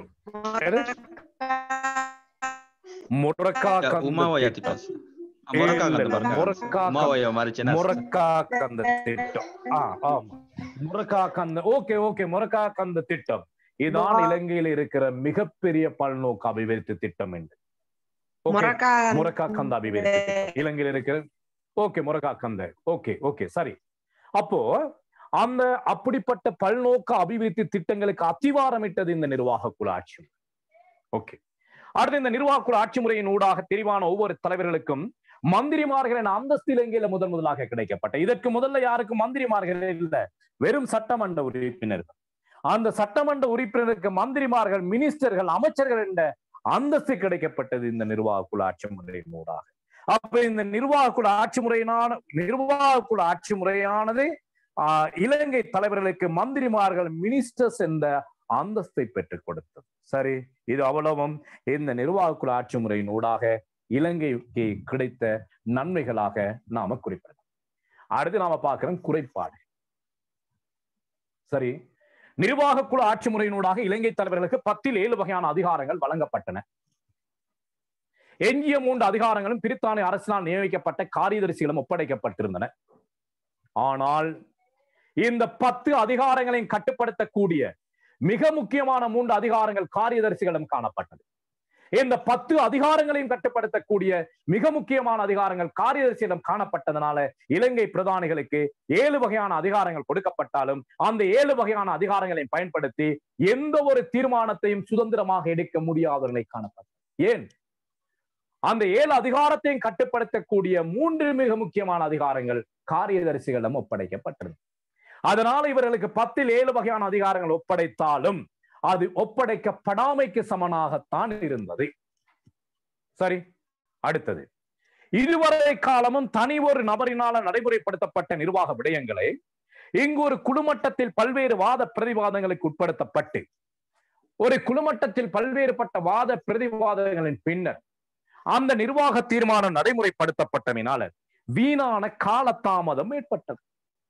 இந்த நிர்வாக குழு ஆட்சி முறையில மற்றும் ஒரு பாதகமான வேண்டும். இதுவரையும் சடன்லியாக திடீரென எடுக்கக்கூடிய ஒரு நிர்வாக தீர்மானம் பல்வேறுபட்ட வாத பிரதிவாதங்களுக்கு உட்படுத்தப்பட்டு எடுக்கப்பட்டமையினால வீணான காலதாமதம் ஏற்பட்டது. பாருங்க பாப்போம். முதலாவது ஒரு விடயம் நிர்வாக குழு மட்டத்தில் ஆராயப்படும். அதுக்கு பிறகு அந்த விடயம் அமைச்சரவையில் ஆராயப்படும். அதுக்கு பிறகு அந்த விடயம் அரசாங்க சபையில், பிறகு அந்த விடயம் சட்டக்காரியதரிசிக்கு அனுப்பப்படும். சட்டக்காரியதரிசி அங்கீகரித்தவுடன் அது தேசாதிபதிக்கு அனுப்பப்படும். தேசாதிபதியின் இறுதி ஒப்பமிட்டவுடன் அது நடைமுறைப்படுத்துவதற்காக மீண்டும் நிர்வாக குழுக்கு அனுப்பி வைக்கப்படும். ஆக ஒரு சட்டம் நடைமுறைப்படுத்துவதற்கு இத்தனை படிமுறைகளை தாண்ட வேண்டியிருந்தது. இத்தனை படிமுறைகளை தாண்ட வேண்டியிருந்ததனால வீணான காலதாமதம் ஏற்பட்டது. இது அடுத்த ஒரு குறைபாடு. அடுத்தது நிர்வாக குழு ஆட்சி முறையினூடாக சிறுபான்மையின மக்களின் நலன் பேணி பாதுகாக்கப்படும் என கருதப்பட்டது.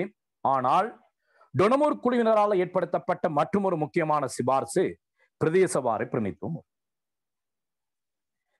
இந்த பிரதேசவாரி பிரதிநிதித்துவத்தின் ஊடாக சிறுபான்மையின மக்களின் பிரதிநிதித்துவமே குறைவடைந்தது.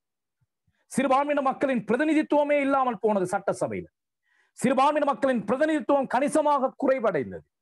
அப்ப பிரதிநிதித்துவமே இல்லாத காரணத்தினால சட்டசபையில சிறுபான்மையினருக்கு நிர்வாகத்தில் பங்கேற்பதற்கான வாய்ப்பு காணப்படவில்லை.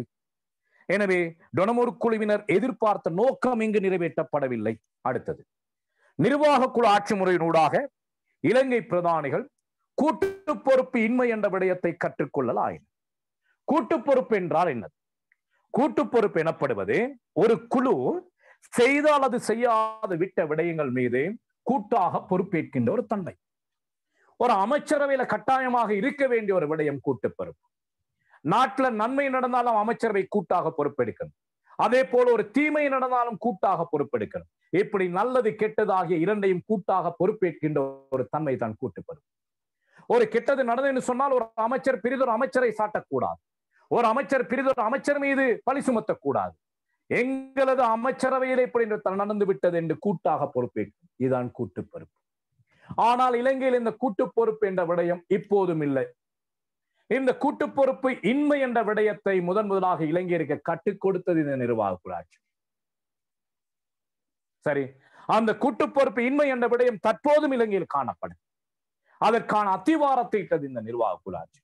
சரி, இதுதான் சொல்றார் DS சென்னாய்க்க சொல்றாரு, நிர்வாக குழு அங்கத்தவர்களுக்கு கூட்டு பொறுப்பு என்றால் என்ன என்பது பற்றி சுட்டு நிறுவனங்களின் ஊடாக அறிவிக்க வேண்டும். கூட்டு பொறுப்புன்னு சொன்னா என்னன்னு தெரியாம இருக்கிறாங்க. இவங்களுக்கு கூட்டு பொறுப்பு என்றால் என்னன்னு சொல்லி முதல்ல நாம அறிவிக்கணும் என்று சொல்றாரு. சரி, இது தொடர்பாக ஜோன் கொத்தலாவல அவர் சொல்றாரு, அந்த கேபினட் அப்படின்னு சொன்னால் என்னது? கேபினட்னு சொன்னால் என்னது? கபட். கேபினட்னு சொன்னால் பூட்டிய அறை. கேபினட் மினிஸ்டர்னு சொன்னால் பூட்டிய அறையிலிருந்து எடுக்கக்கூடிய தீர்மானம். அப்ப அவர் சொல்றாரு, நாம் பூட்டிய அறையிலிருந்து தீர்மானங்களை எடுப்பதை விட காலி முகத்திரலில் இருந்து எடுப்பது சிறந்தது என்று சொன்னார். ஏன்? ரகசியம் பேணப்படல். எடுக்கப்படுகின்ற தீர்மானங்கள் வெளிவருகிறது. சரி, அப்ப கேபினெட்ல ஒரு தீர்மானம் எடுக்கப்பட்டால் கண்டமே அவளும் பேச இயலாது. அமைச்சரவை பேச்சாளர் இருப்பார், அவர் மூலமாகத்தான் அந்த விடயம் வெளிவரும். அவள் இல்லாமல் கண்டவன் அவ்வளவு பெரும் பேசினான்னு சொன்னால் அங்க கூட்டு பொறுப்பு இல்லை. அப்ப இந்த கூட்டு பொறுப்பு இன்மை இன்று இலங்கையில் இருக்குது. இதனை எப்பொழுது பழகி கொண்டார்கள்? டொனமூர் அரசியல் திட்டத்தினூடாக. அடுத்தது, நிர்வாக குழு ஆட்சி முறையானது கட்சிகள் அற்ற சூழ்நிலைக்கு பொருத்தமான வகையில் ஏற்படுத்தப்பட்டது. ஆக இந்த நிர்வாக குழு ஆட்சி முறையானது இலங்கையில் கட்சிகள் வளர்வதற்கு தடையாக அமைந்தது. எனவே கட்சிகள் அற்ற சூழ்நிலைக்கு பொருத்தமான வகையில் ஏற்படுத்தப்பட்ட இந்த நிர்வாக குழு ஆட்சி முறையானது கட்சிகள் வளர்வதற்கு தடையாக அமைந்திருந்தது. இருந்தாலும் இலங்கையர்கள் கெட்டிக்காரர்கள் இந்த தடையை மீறி இன்று 70க்கும் மேற்பட்ட அரசியல் கட்சிகளை உருவாக்கி இருக்கின்றார்கள். கட்சி உருவாக்கத்தில் இலங்கையர்களை போன்று உலகில் யாரும் இல்லை என்று சொல்லலாம். எந்த ஒரு நாட்டிலும் இலங்கையில் காணப்படுகின்ற கட்சிகளின் எண்ணிக்கைக்கு சமமான கட்சிகள் இல்லை.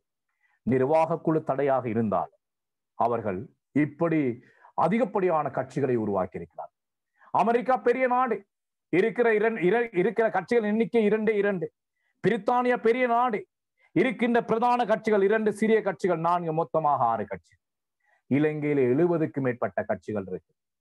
அடுத்த மாகாண சபை வருகின்ற பொழுது இன்னும் ஒரு 5 கட்சி வரும். அடுத்த தேர்தல் வருகின்ற பொழுது இன்னும் ஒரு 5 கட்சி வரும். இப்படி கட்சிகள் குட்டி போட்டுக் கொண்டிருக்கின்ற ஒரு நாடாக இலங்கை அரசியல் காணப்பட. ஓகே, அடுத்து இந்த நிர்வாக குழு ஆட்சி முறையின் ஊடாக இலங்கையில ஏற்றத்தாழ்வான அபிவிருத்தி ஏற்பட வழி சமைத்தது. சிறந்த ஆளுமை மிக்க தலைவர்களுடைய நிர்வாக குழுக்கள் துரிதமாக அபிவிருத்தி அடைய ஏனைய குழுக்கள் அபிவிருத்தி குன்றிய நிலையில் காணப்பட்டது. சிறந்த ஆளுமை மிக்க தலைவர்கள் இருக்கின்ற நிர்வாக குழுக்கள் சிறப்பான முறையில் தொழிற்பட்டன. நல்ல திட்டங்களை கொண்டு வந்தார்கள், திட்டங்களை நடைமுறைப்படுத்தினார்கள். அப்படி இல்லாதவர்கள் இருந்த நிர்வாக குழுக்கள் மந்தக்கதியில செயற்பட்டு வந்தன. இதனால முரண்பாடான அபிவிருத்தி ஏற்படுவதற்கு இந்த நிர்வாக குழு ஆட்சி முறை வழிகூடியது. அடுத்து, இந்த நிர்வாக குழு ஆட்சி முறையினூடாக அரசியல் சகாயம் ஏற்படலாயிற்று. அரசியல் சகாயம் என்று சொன்னால் ஒரு அரசாங்க பதவி வழங்குகின்ற பொழுது, ஒரு அரசத்துறையில பதவி வழங்குகின்ற பொழுது தகுதி திறமை என்பவற்றின் அடிப்படையில் வழங்கப்பட வேண்டும். இதற்கு முன்னர் அப்படி தகுதி திறமை என்பவற்றின் அடிப்படையில் அரசாங்க பதவிகள் வழங்கப்பட்டன. இந்த நிர்வாக குழு ஆட்சி முறையின் ஊடாக இதுவரை காலமும் இருந்த அந்த தகுதி திறமை என்பவற்றுக்கு அப்பால அரசியல் சகாயம் பேணப்பட்டது. அரசியல் சகாயம் என்று சொன்னால் பக்கச்சார்பு. சரி, எப்படின்னு சொன்னால் ஒரு நிறுவனத்துல தலைவராக வரணும்னு சொன்னால் அவர் அரசியல்வாதிக்கு போஸ்டர் ஒட்டினால் போதும், அரசியல்வாதி சார்பாக மைக் எடுத்து மேடையில பேசினால் போதும், அவருக்கு எந்த தகுதியும் தேவையில்ல, ஓலவல் இருந்தாலும் போதும், அதுவும் இல்லாட்டியும் பரவாயில்ல, அவருக்கு அரசியல்வாதிக்கு நல்ல போஸ்டர் அடிக்கக்கூடிய திறன் இருந்தால் போதும், உயரமான செவர்ல மேலே ஏறி போஸ்டர் ஒட்டக்கூடிய வல்லமை இருந்தால் போதும், அப்படிப்பட்டவருக்கு அரசாங்க உயர் பதவிகள் வழங்கப்பட்டன. அவ இதுவரை காலமும் அரச பதவியில இருந்த தகுதி திறமை என்பவற்றுக்கு சாகுமணி அடிக்கப்பட்டு அவை பக்கச்சார்பான அரசியல் சகாயம் பேணப்படக்கூடிய ஒரு துறையாக அரச துறை மாறுகிறது. அவ்வாறு மாற்றி அமைத்தது இந்த நிர்வாக குழு ஆட்சி முறை. இது நிர்வாக குழு ஆட்சி முறையின் மற்றும் ஒரு குறைபாடாக சுட்டிக்காட்டப்படுகிறது. சரி, அடுத்த நிர்வாக குழு ஆட்சி முறையினூடாக தேர்ந்தெடுக்கப்பட்ட அமைச்சரவைக்கு மக்களால் தெரிவு செய்யப்பட்ட பிரதமர் ஒருவர் தலைமை தாங்கல். அமைச்சரவை என்று சொன்னால் கட்டாயமாக அதற்கு பிரதமர் தலைமை தாங்கல். ஆனால் இங்கு தெரிவு செய்யப்பட்ட அமைச்சரவைக்கு பிரதமர் தலைமை தாங்கல, மாறாக பிரதமர் காரியதரிசி தலைமை தாங்கல். இது பொருத்தமானதல்ல. இதனால அந்த அமைச்சர்களை கூட்டு பொறுப்பு என்ற விடயம் இல்லாமல் போனது. இங்கு மக்களால் தெரிவு செய்யப்பட்டு மக்களுக்கு பொறுப்பு சொல்ல வேண்டிய தலைவர்களுக்கு குறைந்தளவான அதிகாரங்கள். யாரையும் 7 தலைவர்களுக்கு மக்களால் தெரிவு செய்யப்பட்டு மக்களுக்கு பொறுப்பு சொல்ல வேண்டியவர்களுக்கு குறைந்தளவான அதிகாரங்களும், மக்களால் தெரிவு செய்யப்படாது மக்களுக்கு பொறுப்பு சொல்ல தேவையற்றவர்களுக்கு கூடிய அளவான அதிகாரங்களும் வழங்கப்பட்டிருந்தன காரியதரிசிகளுக்கு. இது ஜனநாயகத்திற்கு முரணான ஒரு அம்சம். இதுவும் நிர்வாக குழு ஆட்சி முறையின் மற்றும் ஒரு குறைபாடு. நிர்வாக விடயங்கள் 7 குழுக்களிடம் வழங்கப்பட்டமையினால, நிர்வாக விடயங்கள் 7 குழுக்களிடம் வழங்கப்பட்டமையினால அதிகமான செலவு ஏற்பட்டது. தனி ஒரு நபரால் எடுக்கப்பட்ட தீர்மானங்கள் 7 குழுக்களிடம் பகிர்ந்தளிக்கப்பட்டது. இதனால வீணான காலதாமதம் ஏற்பட்டது போல அதிகமான செலவு ஏற்பட்டது. இது நிர்வாக குழு ஆட்சி முறையின் மற்றும் ஒரு குறைபாடாக நாம சுட்டிக்காட்டப்படலாம். ஓகே, டொனமூர் அரசியல் திட்டத்தில் மிக முக்கியமான ஒரு அம்சம் பார்த்திருக்கிறோம். பல்வேறுபட்ட வருடங்களில் வந்திருக்கிற ஒரு வினா, சில வேளைகள்ல உங்களுக்கும் வரக்கூடிய ஒரு வினா. எனவே இதனை தெளிவான முறையில பார்த்துக் கொள்ளணும். நிர்வாக குழு ஆட்சி முறை தொடர்பான விடயங்கள். சரி, இதுல யாராவது பாஸ் பேப்பர் இருக்குமாக இருந்தால் கையில கடந்த காலங்கள் இது சம்பந்தமாக ஏதாவது வினாக்கள் வந்திருக்கிறான்னு சொல்லி பாருங்க பாப்போம். நிர்வாக குழு ஆட்சி முறை தொடர்பாக ஏதாவது வினாக்கள் வந்திருக்கிறான்னு சொல்லி எனக்கு பார்த்து சொல்லுங்க பாப்போம்.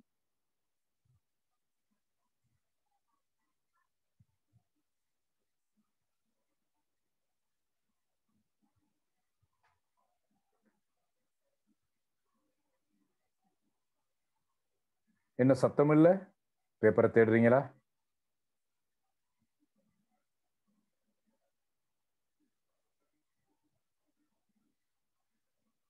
சார் 2019 வந்து 2019 வந்திருக்குது. என்ன கேள்வி?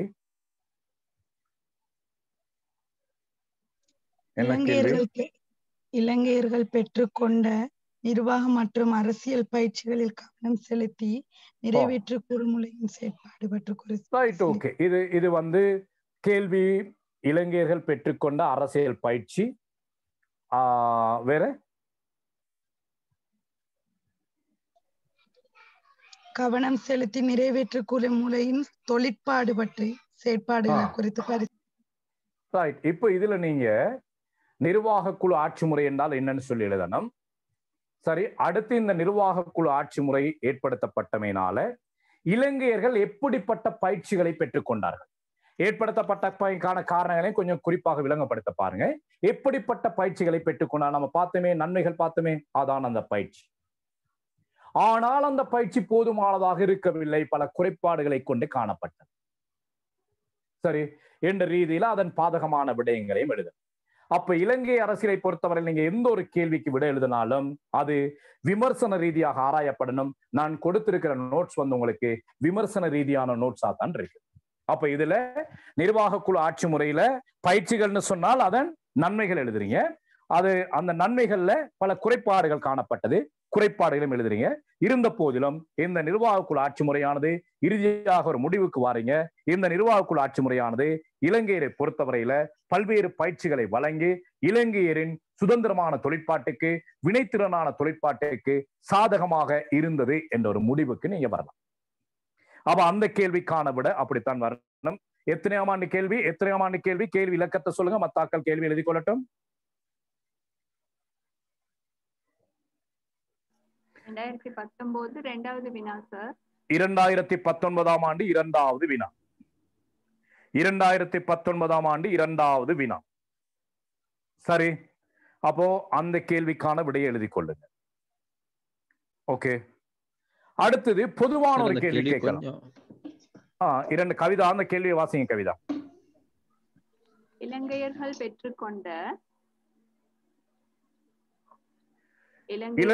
பெற்றுக்கொண்ட நிர்வாகம் மற்றும் அரசியல் பயிற்சிகளில் கவனம் செலுத்தி நிறைவேற்று குழு முறையின் செயற்பாடு குறித்து பரிசீலிக்குக. நிறைவேற்று குழு முறையின் செயற்பாடு குறித்து பரிசீலிக்குக அப்படி என்றால் ஆராய்க. பயிற்சியும் எழுதணும், அந்த பயிற்சிக்கு பாதகமாக இருந்த விடயங்களையும் அந்த நிறைவேற்று குழு முறையின் பாதகமான விடயங்களையும் கட்டாயமாக நீங்க எழுதணும். Okay right. அடுத்து நான் ஒரு கேள்வி தாரன், பொதுவான ஒரு கேள்வி, கடந்த காலங்களில் வந்த கேள்வி. நிர்வாக குழு ஆட்சி முறை பற்றி விமர்சன கட்டுரை ஒன்று வரைக. டொனமூர் அரசியல் திட்டத்தின் கீழ் ஏற்படுத்தப்பட்ட நிர்வாக குழு ஆட்சி முறை தொடர்பாக விமர்சன கட்டுரை ஒன்று வரைக.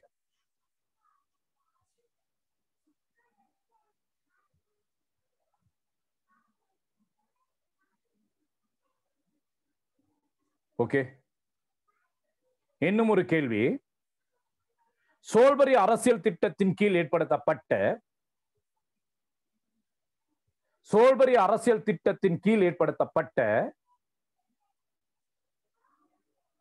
மந்திரி சபை ஆட்சி முறைக்கு நிர்வாக குழு ஆட்சி முறை ஒரு பயிற்சிக்களமாக அமைந்தது ஆராய்க. நிர்வாக குழு ஆட்சி முறை ஒரு பயிற்சிக்களமாக அமைந்தது ஆராய்க. சார் இன்னொருக்கா சொல்லுங்களேன். சோல்பரி அரசியல் திட்டத்தின் கீழ் ஏற்படுத்தப்பட்ட மந்திரி சபை ஆட்சி முறைக்கு நிர்வாக குழு ஆட்சி முறை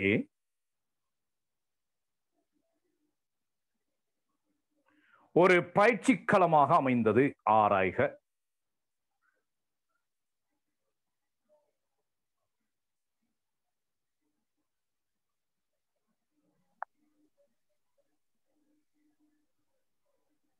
ஓகே, வேற ஏதாவது கேள்விகள் இருக்குமாக இருந்தால் நிர்வாக குழுவோடு தொடர்புபடுத்தி கேட்கலாம்.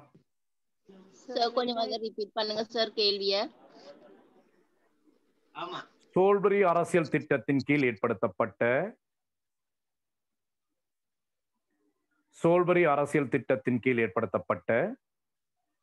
மந்திரி சபை ஆட்சி முறைக்கு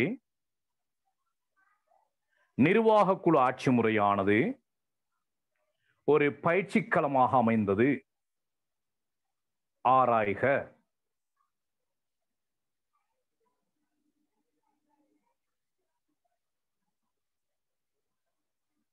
ஓகே, வேற ஏதாவது கேள்வி?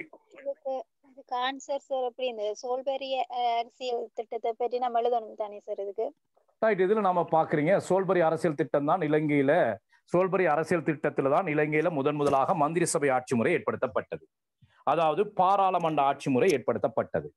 அந்த அப்ப சோல்பரி அரசியல் திட்டத்தை எழுதிட்டு கொஞ்சம் அந்த பாராளுமன்ற ஆட்சி முறை ஏற்படுத்தப்படுவதற்கு அடிப்படையாக அமைந்தது இந்த நிர்வாக குழு ஆட்சி முறை. அப்ப இதுல பாப்பீங்க நிர்வாக குழு ஆட்சி முறை என்றால் என்னன்னு எழுதிட்டு இந்த நிர்வாக குழு ஆட்சி முறை ஏற்படுத்துவதற்கான காரணம் ஒன்று ரெண்ட போட்டுட்டு இந்த நிர்வாக குழு ஆட்சி முறையினால இலங்கையர்கள் எத்தகைய பயிற்சிகளை பெற்றுக் கொண்டார்கள் பார்த்தமே, நன்மைகள் பார்த்தமே. அந்த நன்மைகள் அவ்வளவும் எழுதுறீங்க. இங்க பெற்றுக்கொண்ட அந்த நன்மைகள் அவ்வளவும் நிர்வாக பயிற்சிகள் தான். நன்மைகள்ல சொல்லப்படுகின்ற ஒவ்வொரு விடயமும் நிர்வாகத்தோடு கூடிய பயிற்சிகள் தான். இந்த பயிற்சிகள் தான் சோல்பரி அரசியல் திட்டத்தின் கீழ் ஏற்படுத்தப்பட்ட மந்திரி சபை ஆட்சி முறைக்கு தேவையான அடிப்படை அறிவினை இந்த இலங்கை தலைவர்களுக்கு வழங்குகிறது.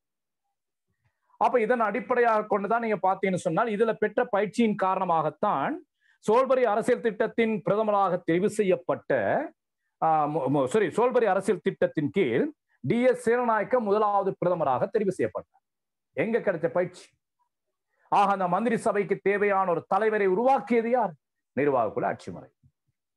அடுத்து மற்றும் ஒரு W தசநாயக்க மற்றும் ஒரு பிரதமராக தெரிவு செய்யப்படுறார். SWRD பண்டாரநாயக்க மற்றும் ஒரு பிரதமராக தெரிவு செய்யப்படுறார். இவர்களுக்கான பயிற்சி எங்கிருந்து கிடைத்தது? இந்த நிர்வாகக்குழு ஆட்சி முறையின் ஊடாக என்ற ரீதியில நீங்க போடலாம்.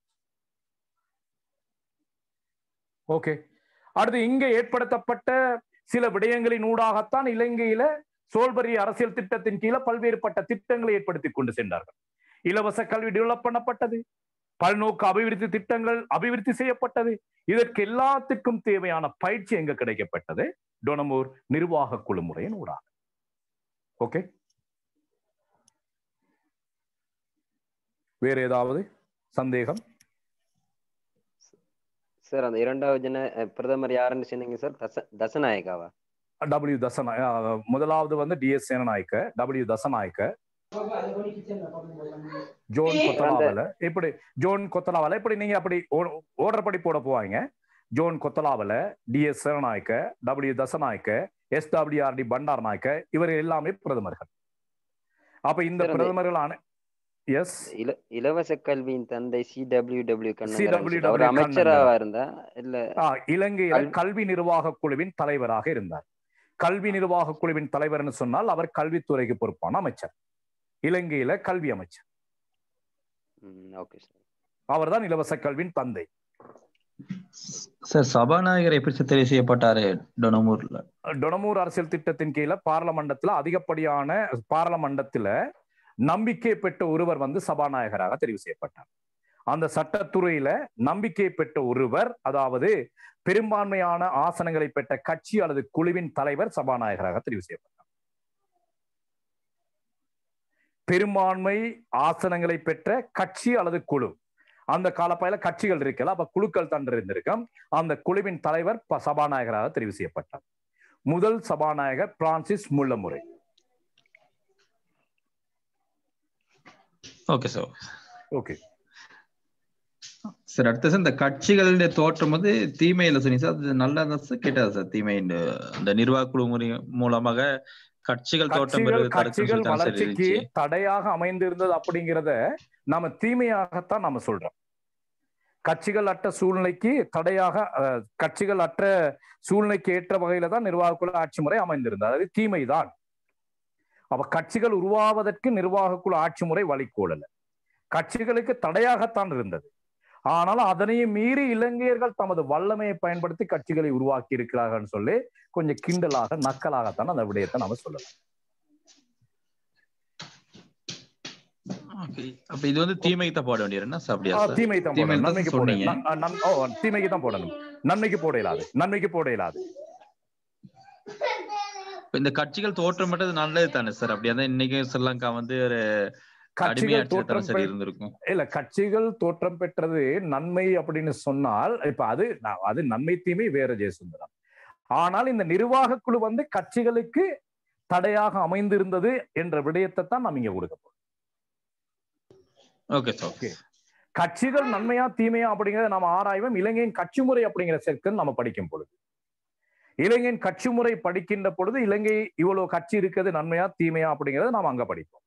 ஆனால் இங்க நமக்கான முக்கியமான பாயிண்ட்ஸ் வந்து இந்த கட்சி முறைக்கு நிர்வாக குழு முறை தடையாக அமைந்தது என்ற விடயம் மட்டும்தான். ஓகே, வேற இந்த நிர்வாக குழு ஆட்சி முறை சம்பந்தமாக ஏதாவது சந்தேகங்கள், ஐயப்பாடுகள் கேட்கலாம் சார். நீங்க தந்த இரண்டாவது கேள்வியில அதுல வந்து நம்ம பாதகம் எழுத வேண்டிய அவசியம் இல்லையே சார்? இரண்டாவது கேள்வி என்னது? சோல்பரி அரசியல் திட்டத்தின் கீழ் பாதகமாக எழுத வேண்டிய அவசியம் இல்லைன்னு சொன்னாலும் ஒரு சில விடயங்கள் நீங்க இங்க பாதகமாக நீங்க கொடுக்கலாம். இப்படி சோல்பரிக்கு இது ஒரு பயிற்சிக்கழகமா அமைந்திருந்தாலும் சரி, இந்த நிர்வாக குழு ஆட்சி முறையின் ஊடாகத்தானே இவர்கள் அந்த கூட்டு பொறுப்பு இன்மை என்ற விடயத்தை பழகி கொண்டார்கள். ஒரு மந்திரி சபை ஆட்சி முறையில முக்கியமாக இருக்க வேண்டிய ஒரு பண்பே கூட்டு பொறுப்பே. பிரித்தானியாவில் மந்திரி சபை ஆட்சி முறை வெற்றிகரமாக தொழிற்படுவதற்கு காரணமே அங்கு காணப்படுகின்ற கூட்டு பொறுப்பு. அந்த கூட்டு பொறுப்பு இன்மை என்ற விடயத்தை இவர்கள் இதனால தானே கற்றுக்கொள்ள ஆரம்பித்தார்கள். சரி, அப்ப அது பாதகமான விடயங்களாக நீங்க போடலாம். அடுத்து, இந்த நிர்வாக குழு ஆட்சி முறையினூடாக இவர்களுக்கு ஒரு குறிப்பிட்ட அளவான அதிகாரம் வழங்கப்படாத காரணத்தினால இவர்கள் சுதந்திரமாக தொழிற்பட முடியாத நிலை காணப்பட்டது. இவர்கள் எப்பொழுதும் பிரித்தானிய காரியதரிசிகளை தங்கியிருக்க வேண்டிய நிலை காணப்பட்டது. இது பிற்கால சோல்பரி அரசியலமைப்பிலும் சில தாக்ககரமான பாதகமான விளைவுகளை ஏற்படுத்தியது என்று நாம சொல்லலாம். ஓகே, அடுத்து நம்ம பார்க்கிறோம், இந்த நிர்வாக குழு ஆட்சி முறையானது கட்சிகள் அற்ற சூழ்நிலைக்கு பொருத்தமான வகையில் ஏற்படுத்தப்பட்டது. இது கட்சிகளின் வளர்ச்சிக்கு தடையாக அமைந்திருந்தது. ஆனால் சோல்பரியில் ஏற்படுத்தப்பட்டது மந்திரி சபை ஆட்சி முறை. மந்திரி சபை ஆட்சி முறைக்கு அரசியல் கட்சிகள் அவசியம். அந்த கட்சி வளர்ச்சிக்கு இந்த நிர்வாக குழு ஆட்சி முறை தடையாக அமைந்திருந்தது. இது பயிற்சிக்களமாக இருந்தது என்பதை விட அந்த சோல்பரி பாராளுமன்ற ஆட்சி முறைக்கு பாதகமாகவும் இந்த விடயத்தை நாம சுட்டிக்காட்டோம்.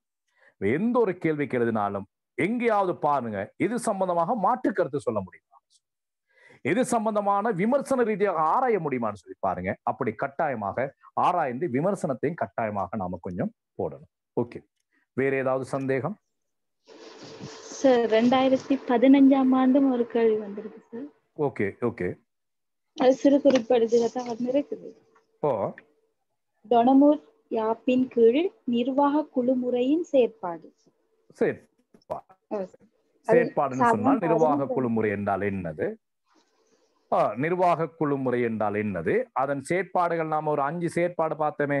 ஒவ்வொரு நிர்வாக குழுவும் தமது துறையின் கீழ் வருகின்ற அதையும் எழுதிட்டு இதனால என்ன நன்மை ஏற்பட்டது, என்ன தீமை ஏற்பட்டது அப்படிங்கிறத ஒரு 3 பக்கத்துக்குள்ளால, சிறுகுறிப்புன்னு சொன்னால் ஒரு 3 பக்கத்துக்குள்ளால எழுதுறதுக்கு பாருங்க.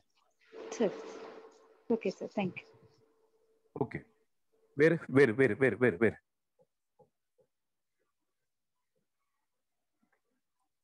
இப்போ இதுல இருக்கிற ஆட்கள் கொஞ்சம் பேர் எனக்கு சொல்லணும், கதைக்காத ஆட்கள். நிர்வாக குழு ஆட்சி முறை சம்பந்தமாக என்ன கேள்வி வந்தாலும் இப்ப உங்களுக்கு செய்யலாமா?